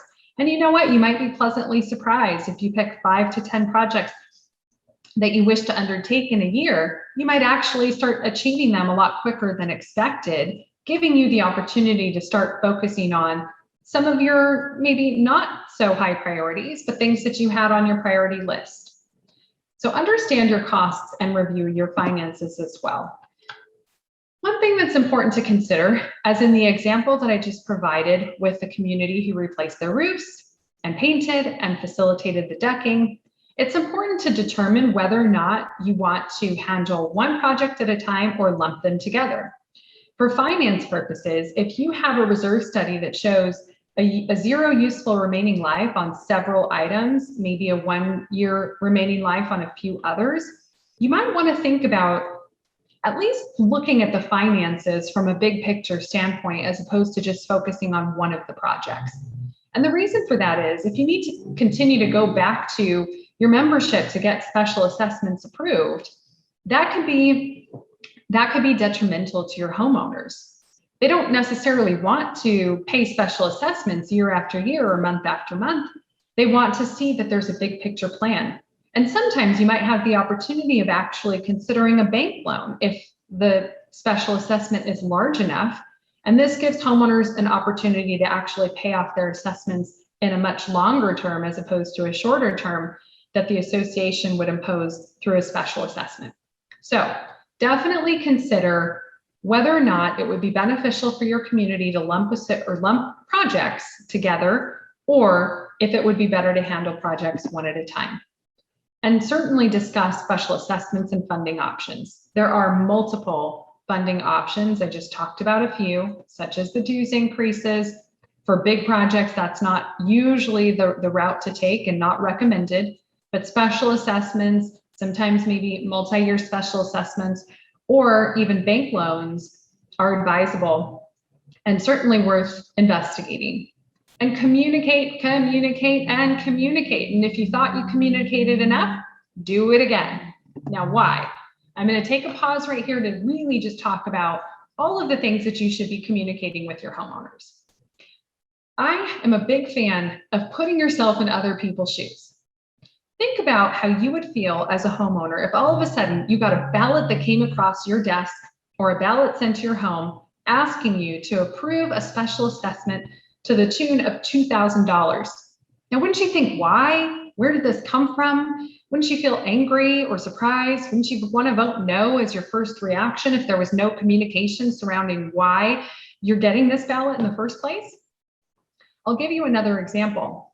I live in a homeowners association and we moved into this community this year. One day I noticed cones popping up all over one of the main roads in the community, no parking cones. And I thought, that's interesting. I wonder what they're planning. We received no communication about any projects. A week later, we noticed that there was an asphalt company and they started patching cracks on the asphalt in the road. And I thought, okay, so it appears that they're slurry coating, and thought, wonderful, they're maintaining the common areas. That's great. Well, after they coated or they sealed up these cracks, they left. So the streets for, I don't know, maybe about 3 weeks looked like zebra patterns and it looked hideous. So here I am as a pretty easygoing homeowner, now frustrated because I have no idea what's taking place in the community. And then finally, a month after these cracks started to get filled in, the asphalt company showed back up and they started to slurry coat. But what was frustrating now was this went on for a week where half the road was blocked off and cars were diverted and had to be rerouted. And it was a frustrating time for sure, because there was lots of excessive traffic going through the community to accommodate this schedule. Now, the lack of communication was frustrating. And I'm, again, being more of an easygoing homeowner, I imagine I probably took it in stride, especially knowing the types of projects like this and handling projects like this. But the lack of communication was the most frustrating part. If as homeowners, we had received communication that this project was happening and that the traffic, that there would be more traffic to be expected, it certainly would have been very helpful to be made aware of all of this, and it would have prevented frustration. So I really, really strongly encourage you to communicate through all of the steps of your goal setting, your strategic planning, identifying your strengths and challenges. One of the benefits that are actually going to come from communication also are, you don't know who your future boards are. Somebody who's a homeowner today might be on the board 5 years from now. And when you've identified your board goals, your long list, and let people know all of the things that this board wants to undertake, you're also letting people in the community know exactly what it is that you intend to do and give them a roadmap. But, acknowledge your roadblocks, acknowledge the challenges that you encounter as you're trying to undertake your action items, and be transparent. If finances are insufficient based on the deferred maintenance and your community needs, let homeowners know at the onset so that it's not a surprise. What you're essentially doing is you're priming homeowners for the potential of special assessments. It won't come as a surprise when all of a sudden they get a ballot, because they'll be communicated with all along, and they'll know that there are projects that need to be undertaken in the community, but finances are not sufficient enough to actually undertake those projects. And when you're getting close to presenting that special assessment ballot, it's so important to also facilitate town hall meetings. Okay, so you've prioritized, we've identified your challenges and your strengths. We have gone through and we have set action items. We've talked about the goals. We have considered and investigated everything. So the next step is to take action. You don't want to just go ahead and write down these lists and then hope that somehow magically everything will come together because we've put it down. No, we have got to go ahead and set those action items after we've talked about and prioritized everything. Assign those action items. You know, is it all going to be up to the community manager to undertake all of the action items, or perhaps do you have committees, or would you like to form committees to help you undertake some of these projects? Make sure that clear deadlines are established. If you don't set deadlines, people will not get things done, just more often than not. And review the progress monthly. Now, this is such an important step. And I want to go back to a comment that I often hear from board members like yourselves, where I'm one board member and I always end up doing all of it. Everybody else just leans on me and lets me take on everything. And frankly, I get so tired and burnt out because everything falls on my shoulders. Well, that's because you are the most capable. You are a self-starter and you are the person who's here today to get educated. And unfortunately, not everybody else is that way. But when you have your strategic planning meetings, when you collaborate and you let everybody as a group take responsibility and set these strengths and challenges and set these action items, you're essentially also having everybody on the board buy in to all of these action items and coming together collectively to set these goals. When you review progress monthly, you're doing it in a forum where everybody is reporting their progress. So if you've assigned some action items to fellow board members, this will be the really opportunity for board members to hold one another accountable. Now, obviously, you're going to have to assess and reorganize and make adjustments as necessary. For example, this year we had contractors that were really, really tough to get a hold of. You know, everybody was undertaking construction projects. And so when we tried to get contractors out for typical and regular things, we were finding that it was taking 2 or 3 times as long to get them out to the property. And then we had a shortage of material raw goods, right? So, and we're still experiencing that shortage. And if you can get your hands on lumber and other resources, it's going to be 3 times the cost. So sometimes you're going to have to push off those deadlines and extend them, but really have that conversation when you review the progress monthly. Is this being pushed off because of factors in our community, in our surroundings, or is it being pushed off because the person who was assigned this action item wasn't necessarily as responsible and needs to be held accountable for undertaking these action items in a timely manner? So that's all worth having that conversation as well. So thank you very much for listening to the strategic planning session tips. I have handouts for you if you haven't received them yet. Thank you so much to all of you board members and presenters for making our 9th annual ABCs of HOAs such a success. Again, board members, thank you for your volunteerism. Your communities are so lucky to have you, and I hope that they know that it's such a commitment on your part to be here, not just in your communities, but to be here, investing your own personal time just before the holidays to get yourselves educated and empowered. Thank you, truly thank you. I want to once again thank our sponsors for today's event. We couldn't host this without you, so thank you all so very much for your support, for your participation, and the hours that you guys dedicated putting your presentations together and being here today. Really, all of you, wonderful job, and thank you so much. I want to wish all of you a wonderful holiday season and a fantastic new year. And don't forget, it's never too early or too late to set your New Year's resolutions. So I hope to hear from you and get lots of great feedback about all of the personal and professional resolutions you all set. Make it a wonderful 2022. Thanks, and we'll see you next year.